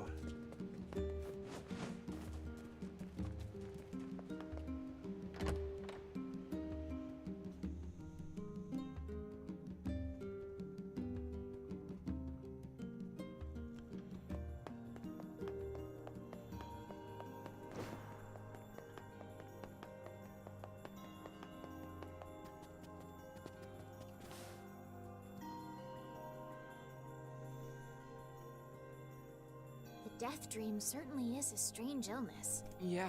Yep. It was something, all right. Almost as bad as the Black I, Scroll. with my natural love for words, have no desire to visit that place ever again. You guys did well. you've been making a lot of long trips lately. Are you sure you're not pushing yourself too It hard? wasn't that long I'm or that okay. far. I can't just sit around all day while Yona's sick, after all. If you say so. So, anything I can do for you? Well, I suppose there is one thing I could use a hand with. Have you heard about our plans to repair the canal? The work probably won't happen for a while, but once it's done, we can use the canal for trade and travel and all kinds of useful things. Aha! Unfortunately, however, we're a bit behind schedule at the moment. If That's you're the willing fast to help travel. out, I'd really appreciate it. No problem. What do you need? Poof, what do you Great. need? Poof, what do you need? Poof, what do you need? So, the man I originally asked to help on this project hasn't shown up for work in a few days. I'm starting to get a little worried. So, maybe you can head over to Seafront and check up on him? I'll mark Okay. the location of his house on your map. He always carries a red bag over his shoulder, so he should be easy enough to find. Got it.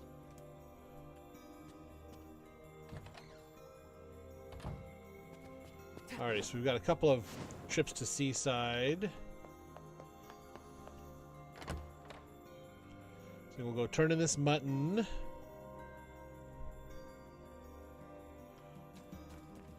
That mutton we just picked up. See if that's A enough for canal, the... is it? Fascinating. If we had a ferry, we could put these days of endlessly running about behind us.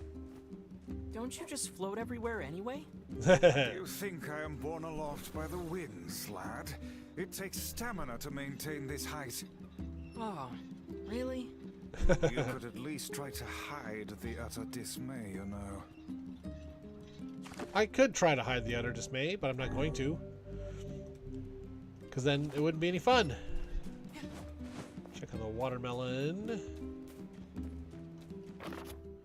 Today was awesome. Popola made this huge cake that was really yummy, and everyone in the village has been wishing me happy birthday. It's fun. I feel like a princess or something. I don't feel sick at all today. In fact, I almost forgot I had this disease. So maybe you can forget about it too and come back home now?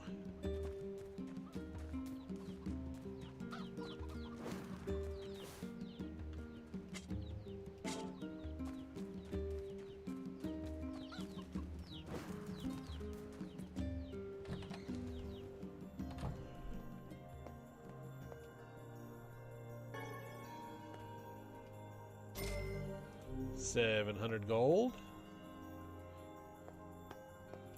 I'll be waiting for that. Well, you just had a letter asking me to come home, so I came home.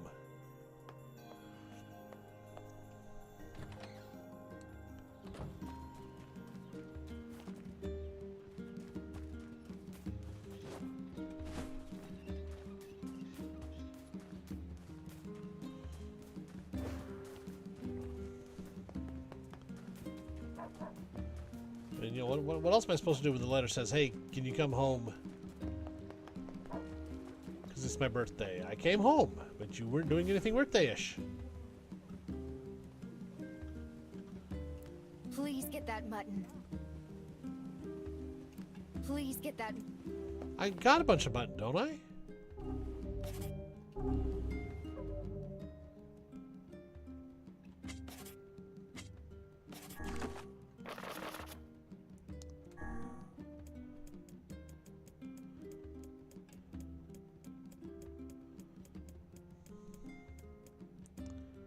Yeah, maybe it's not enough. Maybe I have to have a certain amount for...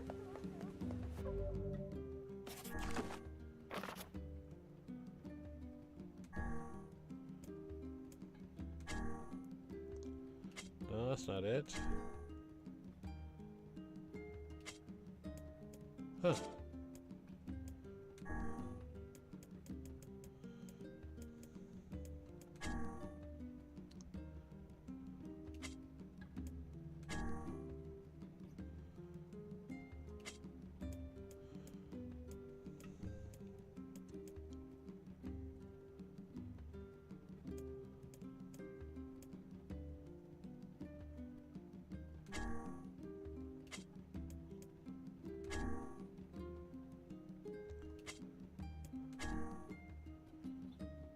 $10 pieces, okay. Only in sets of 10. So I need 3 more mutton to be able to satisfy that set. Okay, that's her right there.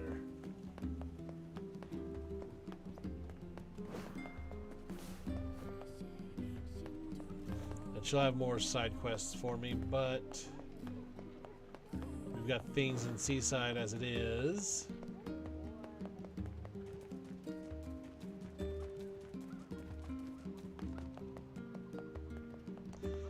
So we will head out that way. I'm tempted to take on the big guy again.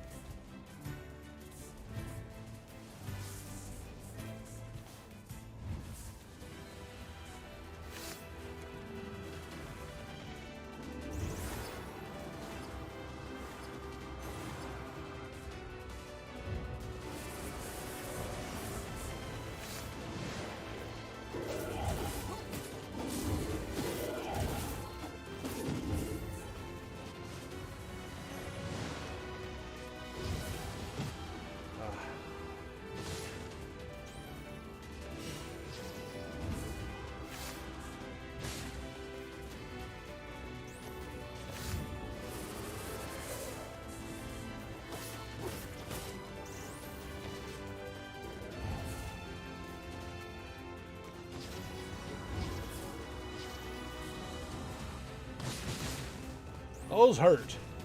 Those just really hurt him. Oh. I should have been watching. He's good about one-shotting me, so.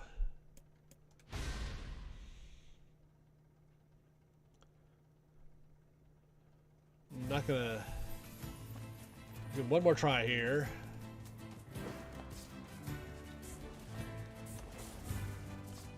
Avoiding the attacks he's sending out at the deer.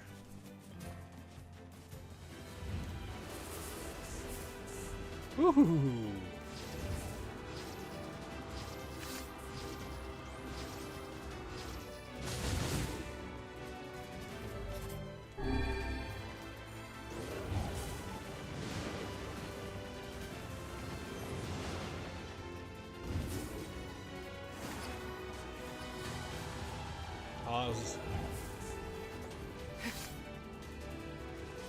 I need a full charge to my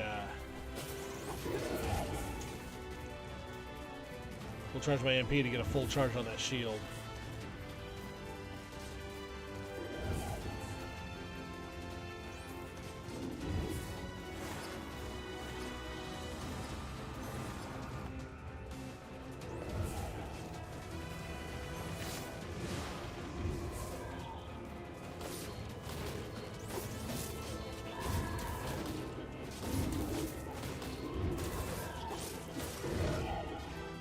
Okay.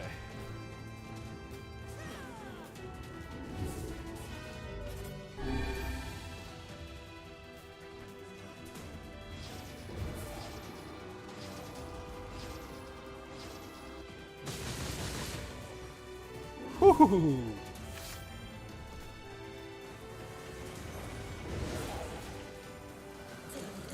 Got him.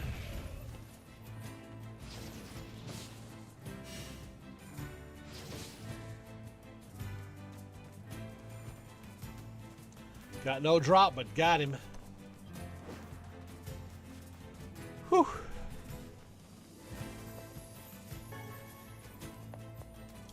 I'll tell you, I used a couple of medicinal herbs there. I'll gladly pick a couple back up. Excuse me, dear. And dear.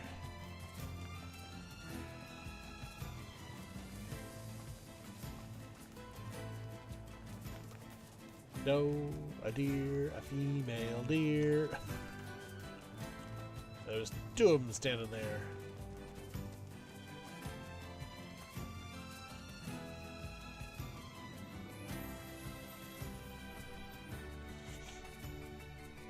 Okay.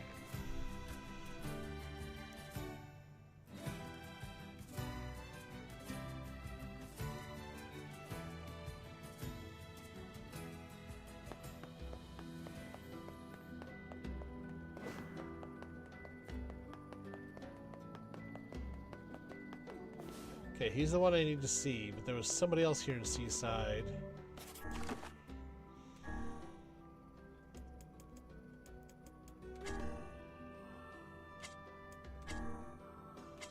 Watermelon, bon appetit.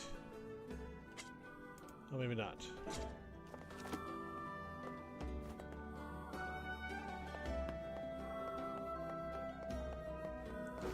See if I can spot anybody with a unique hat. Save real quick, too.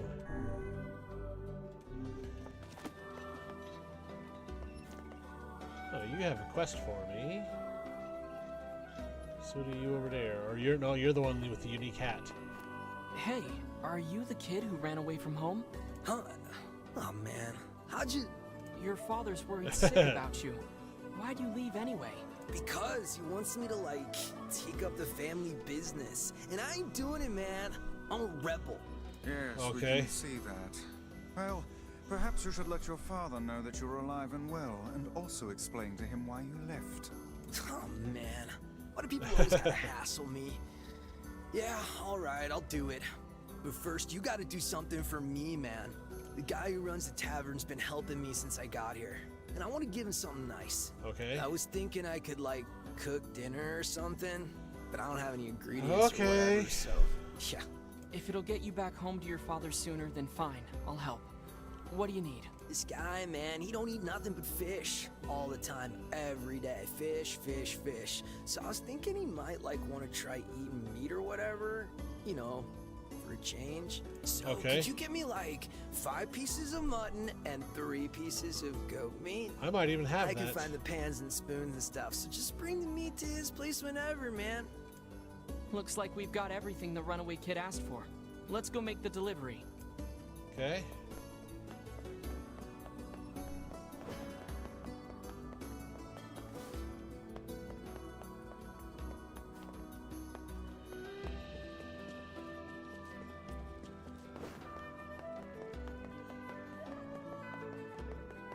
That was a quick and easy quest. Not like getting a side quest where you've already got all the stuff you need.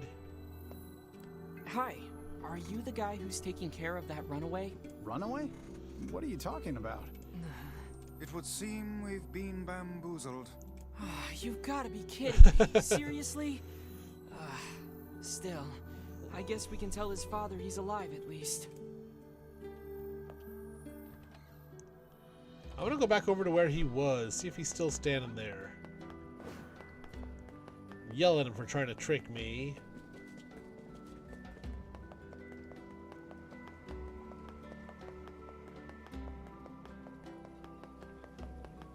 Oh, but he's gone.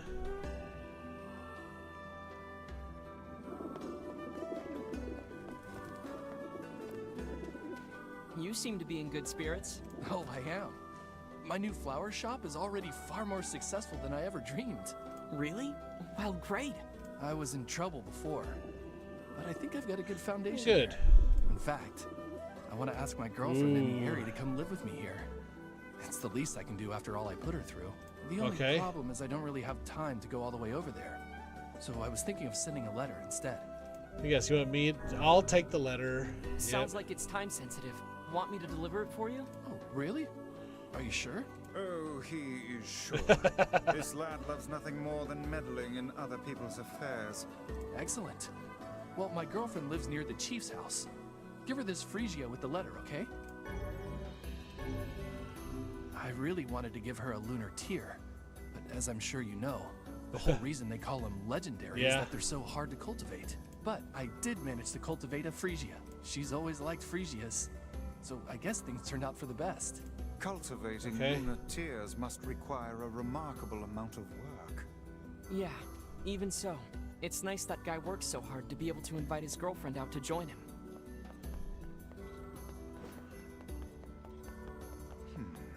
But who can say if said girlfriend honestly wanted to wait? What do you mean? Surely the woman desired to live with him, did she not? Well, probably, yeah. But he wasn't able to make it happen. That's why he left her in the village. It would have been difficult, yes, but perhaps preferable to a life of solitude. Why did they not think about how much time and distance would separate them? It doesn't matter anymore. They'll be able to see each other just fine soon enough. Let us hope this is the case. Okay. We done with the dialogue? Talk to this guy, then we'll go to the Aerie. Hey, are are you the guy who's supposed to help repair the canal? Popola sent me to... Oh god, it's over. My life is over. Surely you must realize nothing good can come of being involved with this particular endeavor. Easy, Vice. Hey, so, are you alright? What happened? It's my wife. She left home a week ago and hasn't come back. I'm so worried I can't even focus on my work. Oh, my sweet dumpling, where are you? Oh, that's terrible. Would you like us to help you look for her? Really? You do that for me? Sure. Yeah. But do you have any idea where we should start? Well, she always used to enjoy drinking at the tavern with her friends. Alright, and I guess we'll start with them. Thank you. This means the world to me. Oh, and by the way, my wife always carries a red bag, just like mine. If you mention red bag, that, shoulder, it might ring some red bells. shoulder bag across your back. I've met some odd couples in my day, but none who felt the need to wander about flaunting matching luggage. You need to get with the times. Coordinated outfits are all the rage. Plus, these bags are special. We bought them for our anniversary. Ooh, anniversary now bags. My sweet dumpling is gone. And it's all my fault. Oh, God. Okay. Just stay calm. We'll go look for her, alright? You sit tight. I'm willing to bet that man knows more about his wife absconding than he's letting on.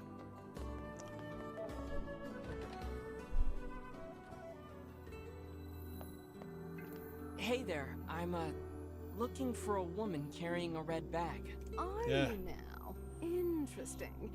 Did something happen to her? She hasn't been home and her husband's worried. Do you know anything about where she might be? Trouble in paradise, is it? Oh, those two never change. Okay. Anyway, the short answer is no. She hasn't been around here either. Though come to think of it, she always got on well with the woman over at the tackle shop. Maybe you should try her? I'll do that. Thanks. Hey, what's the rush? You've got a cute face. Why not I'm a sit kid. here and join me for a round? Or three? Sorry, ma'am, but I'm not old enough to drink. Yeah.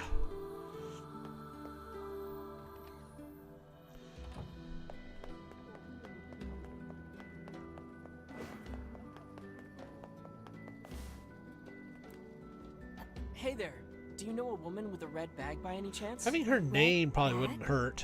Oh, sure. Although now that I think about it, I haven't seen her in a while. Nobody's going to Last have time seen she her in came a around, while. She mentioned something about leaving town, but I figured it was just idle talk. Leaving town, huh? Alright, thanks for your time. Don't tell me we're going to find her dead too. If she has truly left this charming hamlet, finding her may prove most difficult indeed. I just hope she hasn't been attacked by shades or anything. So we already found a dead mom. Are we going to find a dead wife too? This game does like killing off people that are beloved.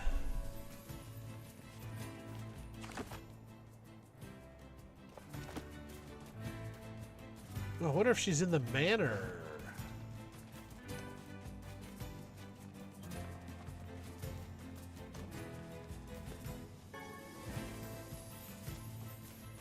I kind of doubt it, but I'm going to go check anyway. These spooters should be no problem at all.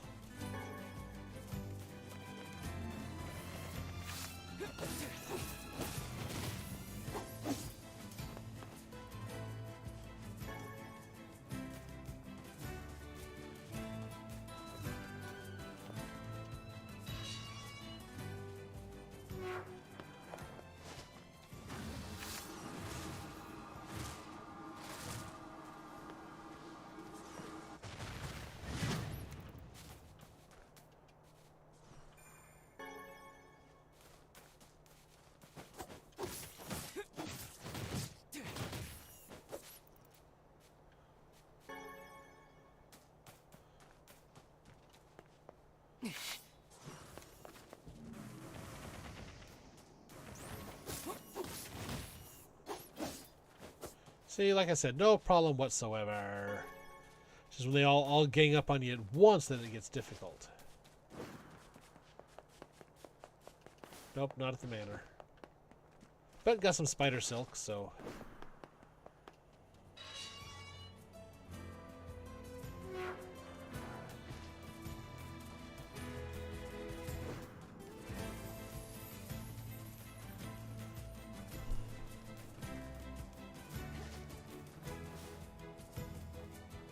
I was just her catching up, okay. I want to make sure, I thought she was like making an attack sound or something, so I thought she was going after something. Oh, shade. Something about that shade seems rather odd. Obtained red bag. Hey, look at this. It is identical to the red satchel carried by the man who sent us on this mad quest. Perhaps it belongs to his spouse. Oh no. Do you think the Shades got her? I fear it likely, lad. I Yep. sense no other activity in the immediate vicinity. We were too late. Well, this is terrible. What are we supposed to say? However difficult it may be, we've no choice but to tell the man the truth.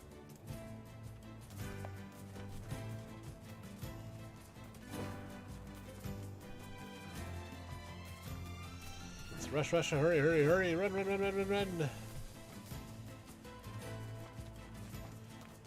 Run, run, rush, rush, hurry, hurry, hurry, run, run, rush, rush, hurry, hurry, hurry.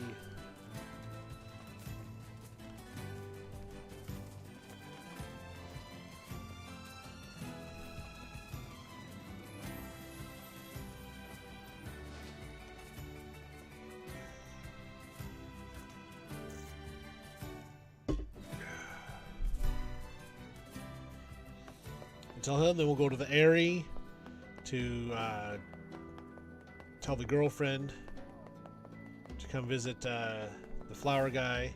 Hey, did you find my sweet dumpling? We didn't, but we got this off a Shade. Handed over the red bag. Oh no, this is hers. So our fears were correct. Oh God, how could this happen to her? And this is all my fault. Ask him. If I may, my good man, why did your wife leave home in the first place? It's because I think we should give him some time to himself, Vice. I want to know why. Who's this? Honey, I'm home. Good heavens, you're a wreck. What's wrong? Dumpling, you're not dead. What Nope. in the world are you talking about? Oh, you found my bag. Thank you so much. I can't believe I went and dropped it like that. Oh, jeez. This is such a relief. Okay, seriously. What's going on? You're gone for a week. He thought you were dead somewhere, especially when we find a Shade had your bag. I see. So, he found a Shade with my bag and assumed I'd been attacked and killed? Yeah. I'm just glad you're safe, Dumpling, but I'm also so sorry. This is all my fault. Oh, if I didn't eat that apple you were saving. Oh, God, I'm such an idiot. Apple? Listen, I promise I'll never eat anything of yours again. This is over an You just promise apple? never to run away from home again, okay? Run away? Have you lost your mind? I just went to visit my parents. Huh? I told you about this. Going to see my family, gone for a week. Remember? Ugh, are No. you serious right now? Why don't you ever listen to me? Lad, my brilliant intuition suggests Yeah. we should beat a hasty retreat from these two with all speed. Yeah. No, I want to stick around and listen. I can't believe you didn't listen to me, and you ate my apple. Ugh, you are the absolute worst. What? Oh, like you're some perfect angel. You didn't even care enough about our anniversary to hang on to your bag. You, kid, I'm right about this, yeah? If anyone's wrong here, it's my wife, right? Wait, you're asking me? A, he didn't listen that she was leaving. B, he ate the apple. Well, you shouldn't have eaten your wife's apple. That's not very nice. But I was hungry, and it was just sitting there. Look, I'm glad you went looking for my wife and all, but that was low, friend. Low. Uh-oh. Did I cross a line there? Besides, it's pretty rich to come after me for an apple when you threw away my entire stamp collection. Wait a minute. Damn right I did, and I'd do it again. You are nothing but a hoarding slob. You there, my husband's in the room here, isn't he? Pardon, but madam, Honestly, both of them. Oh, enough. The both of you are at fault. Now apologize to one another and end this ridiculous display. Big talk for a floating magazine. I see you finally agree on something. But yeah, they said it at the same time. Does that mean is he going to go back to work on the canal now? 1 hour later. Do you not even understand how frustrating this is, you colossal oaf? This is exactly what I hate about you. Fine, hate me. I'll still sleep like a baby knowing I'm not an unreasonable hag like you. Oh yeah, these two deserve each other. You turn on your heel and walk away Yep. as fast as your legs can carry you, my good lad. That's it. I have had enough. Instead of belittling me, why don't you get a proper job? Everyone in the neighborhood treats me like dirt, and it's all because of my unemployed slob of a husband. Actually, I have a job now. Wait, you what? You're kidding. Why didn't you tell me? That's great. Well, I sort of wanted it to be a surprise. Oh, you big silly Billy. Well, this calls for a celebration. Come on, I'm going to bake you a nice apple pie. Oh, jeez. Let me get out of here now. I regret deciding to stop and listen. I have no idea what just transpired, but it has utterly exhausted me. Well, looks I like agree. we're up, so all's well that ends well. In the course of all that madness, I have forgotten why we even came here in the first place. Oh, heck, the canal. We need to ask him about the canal. That's what his job is. I can't thank you enough for all your help. Sure, but listen, we need to talk to you about the canal. Oh, right. That's why you came here in the first place, huh? Yeah. Well, now that my love life is rolling in clover again, I'd be more than happy to get going on the canal work. Okay. Jeez. Something did I check that she has watermelons? Yeah, it's just melon is not watermelon.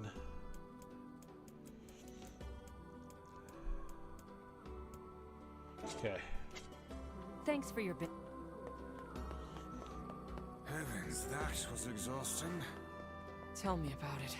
Anyway, let's go give Popola an update.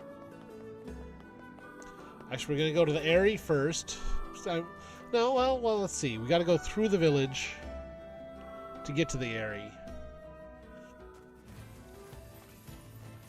The couple with the red bags were a strange pair indeed.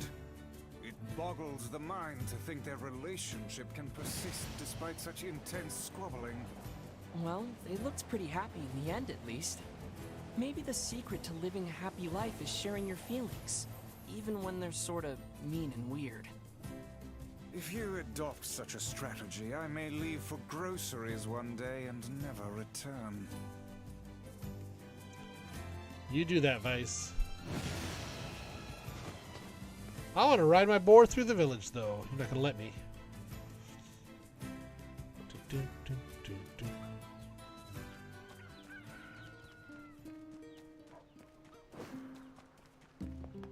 Okay, tell you about your son. Hey there. Your son come back yet? No, I haven't seen him. Where could he be? He's in Seafront.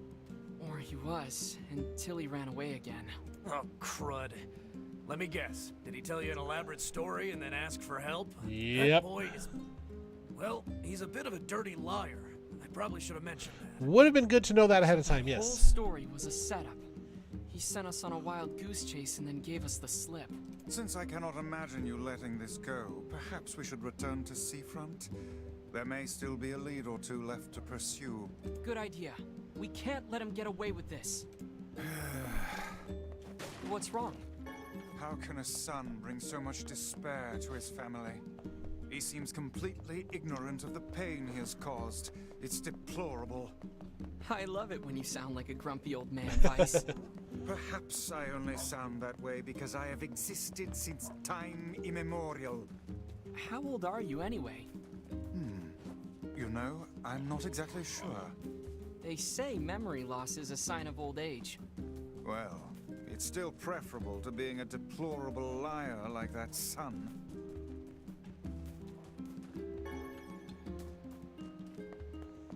Let's go to Aerie and deliver the letter to there. To the girlfriend of the flower seller. Then we'll speak to Popola.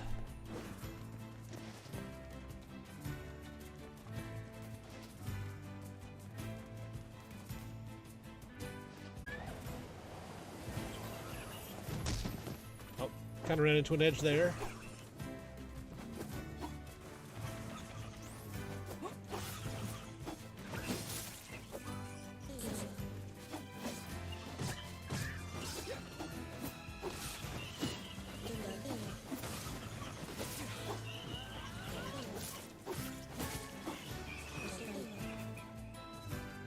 Okay.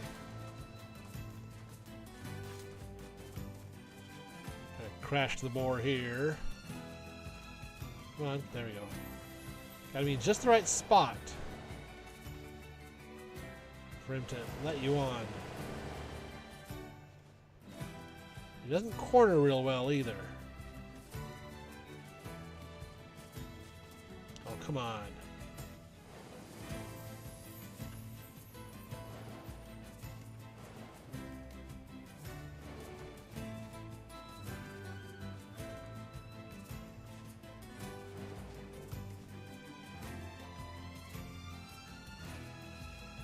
There we go.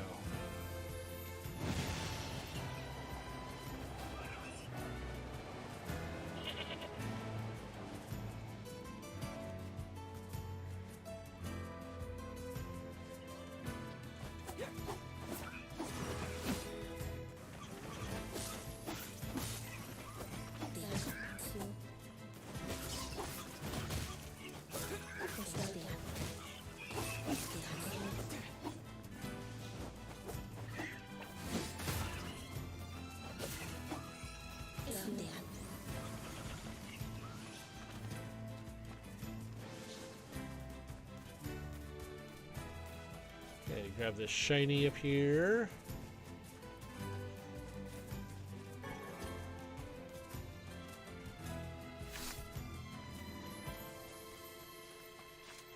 So listen, I'm not sure why he drew his blade again. We're moving away from any enemies.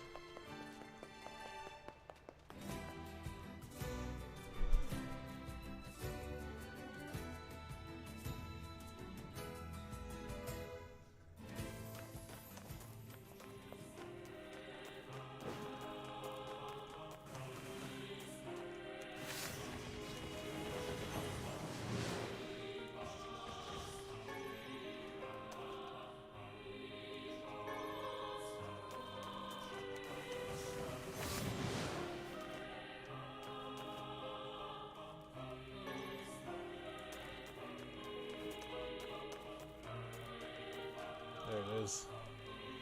Knew I took down 2 more bats there.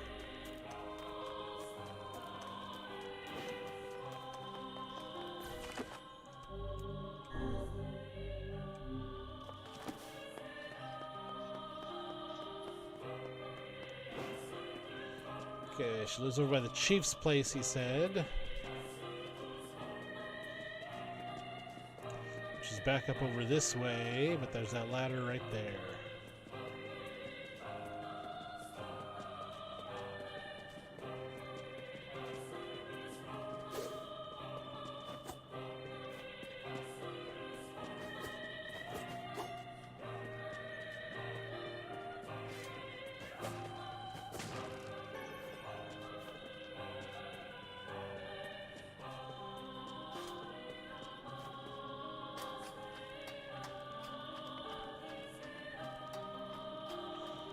Climbing a ladder, climbing a ladder, climb, climb, climb the ladder. And up. It's over. It's all over. That poor girl.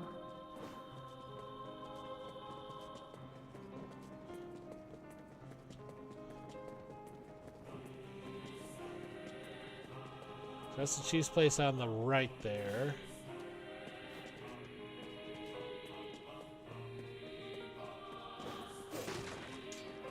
Kaine's a good person, once you get through all the weirdness. There we go. This must be the place the florist was talking about. Yep. You think she stepped out? Well, perhaps she moved. It doesn't look like this house has been occupied for some time. Well, no point hanging around. We'd better go back to town. Shame she wasn't there. Indeed. Guess you were right, Vice. They should have stuck together. I find it difficult to determine who is right at this point. In any case, we had best return to him.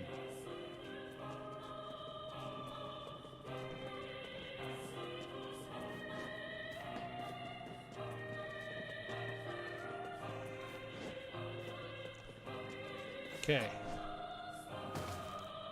Making a prediction. I'm probably going to be wrong because just the way this game tends to go. But we're going to get back to the village, back to Seafront, and she's going to be there with him because she couldn't stand to wait any longer, so she left. Whoa! Big dude.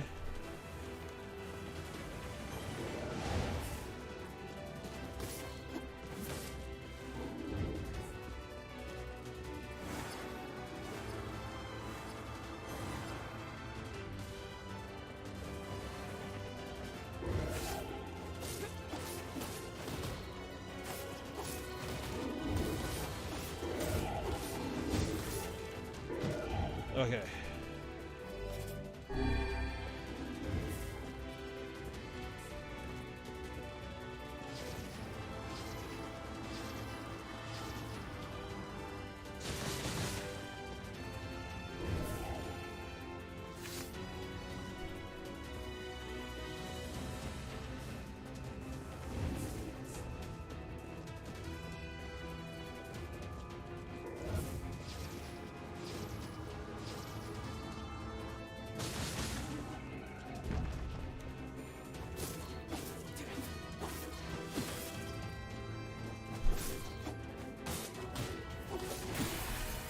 Got him. Obtained pressed Phrygia. The shade had a flower? This is a Phrygia, the same flower we were delivering to the woman. Uh-oh. Maybe his girlfriend was attacked by a shade. Or became a shade. I thought that was just a random big dude show up. But maybe that wasn't all that random.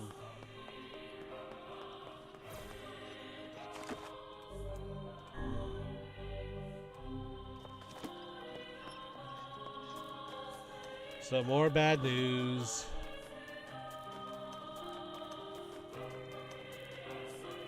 Or maybe it'll be like the red bag and be just fine.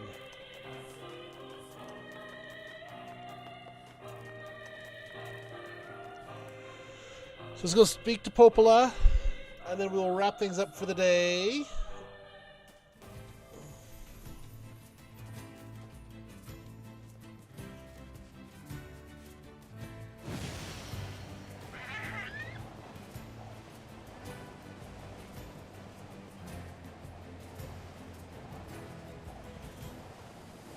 This is a fast enough travel method.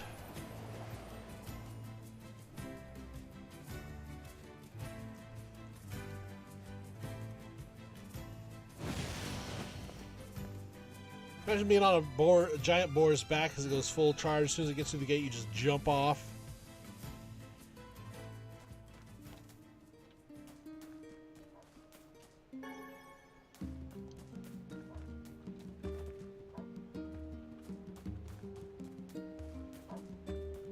Okay, so we'll go talk to Popola. Tell her about Mr. Redbag.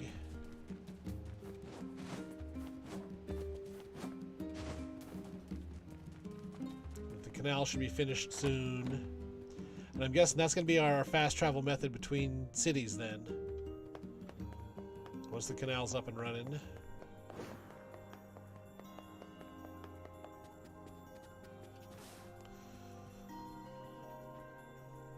Goodness. It sounds like the canal repairman had quite the problem on his hands. I'm glad everything turned out all right. Thank you so much for your help. Oh, you're welcome. Don't mention it. I'm looking forward to seeing how the canal turns out. If you need anything else from us, just say the word. Okay. Thanks, guys. Hey, wait. Huh? What? I almost forgot. Yona is looking for you. Oh? She said she needed something from you. Time to go play Big Brother for a bit, huh? I guess so. Thanks, Popla. Still looking for a watermelon.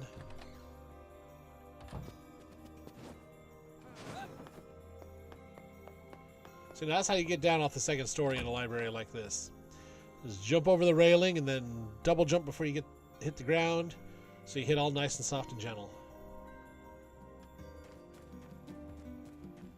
You know, because everybody can do that, right? Everybody knows how to double jump.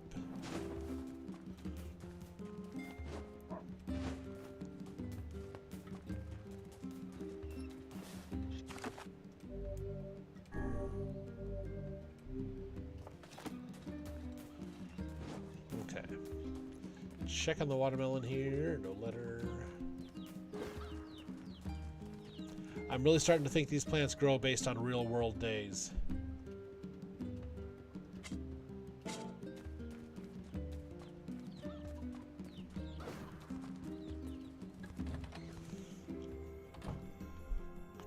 So when I didn't touch the game for a couple of weeks because it was, you know, right before that Desert Temple boss fight.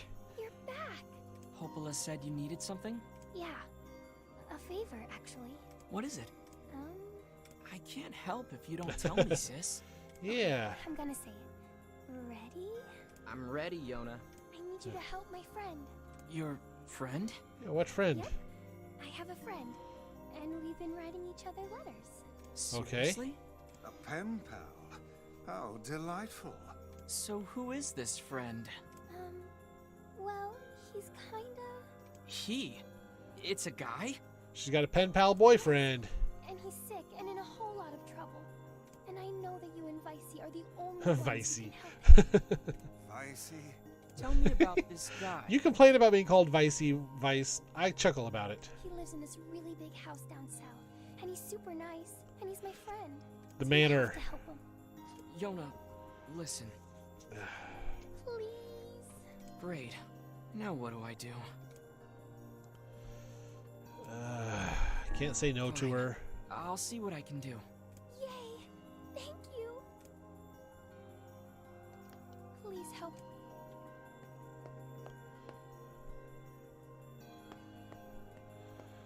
Alrighty. Great. Yona's got a boyfriend. Is something amiss, lad? Your voice is trembling. No, it isn't. Shut up.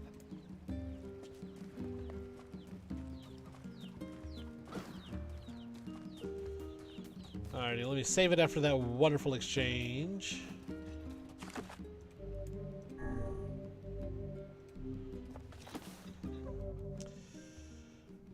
And I'll go ahead and get out.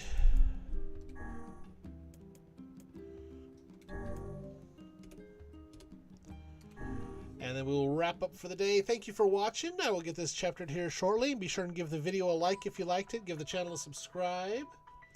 And ring ding rang clang that bell so you get notifications when I go live, when other videos go up. I'm still deciding on which other video I want to put up. What other game from my Twitch playthroughs I want to post. In the meantime, we'll just have these wonderful live ones. And when there's more Final Fantasy new content drop, we will post that on here as well. So thanks for watching, thanks for hanging out, and have yourselves a wonderful day. I will see you all again another time. Bye bye now.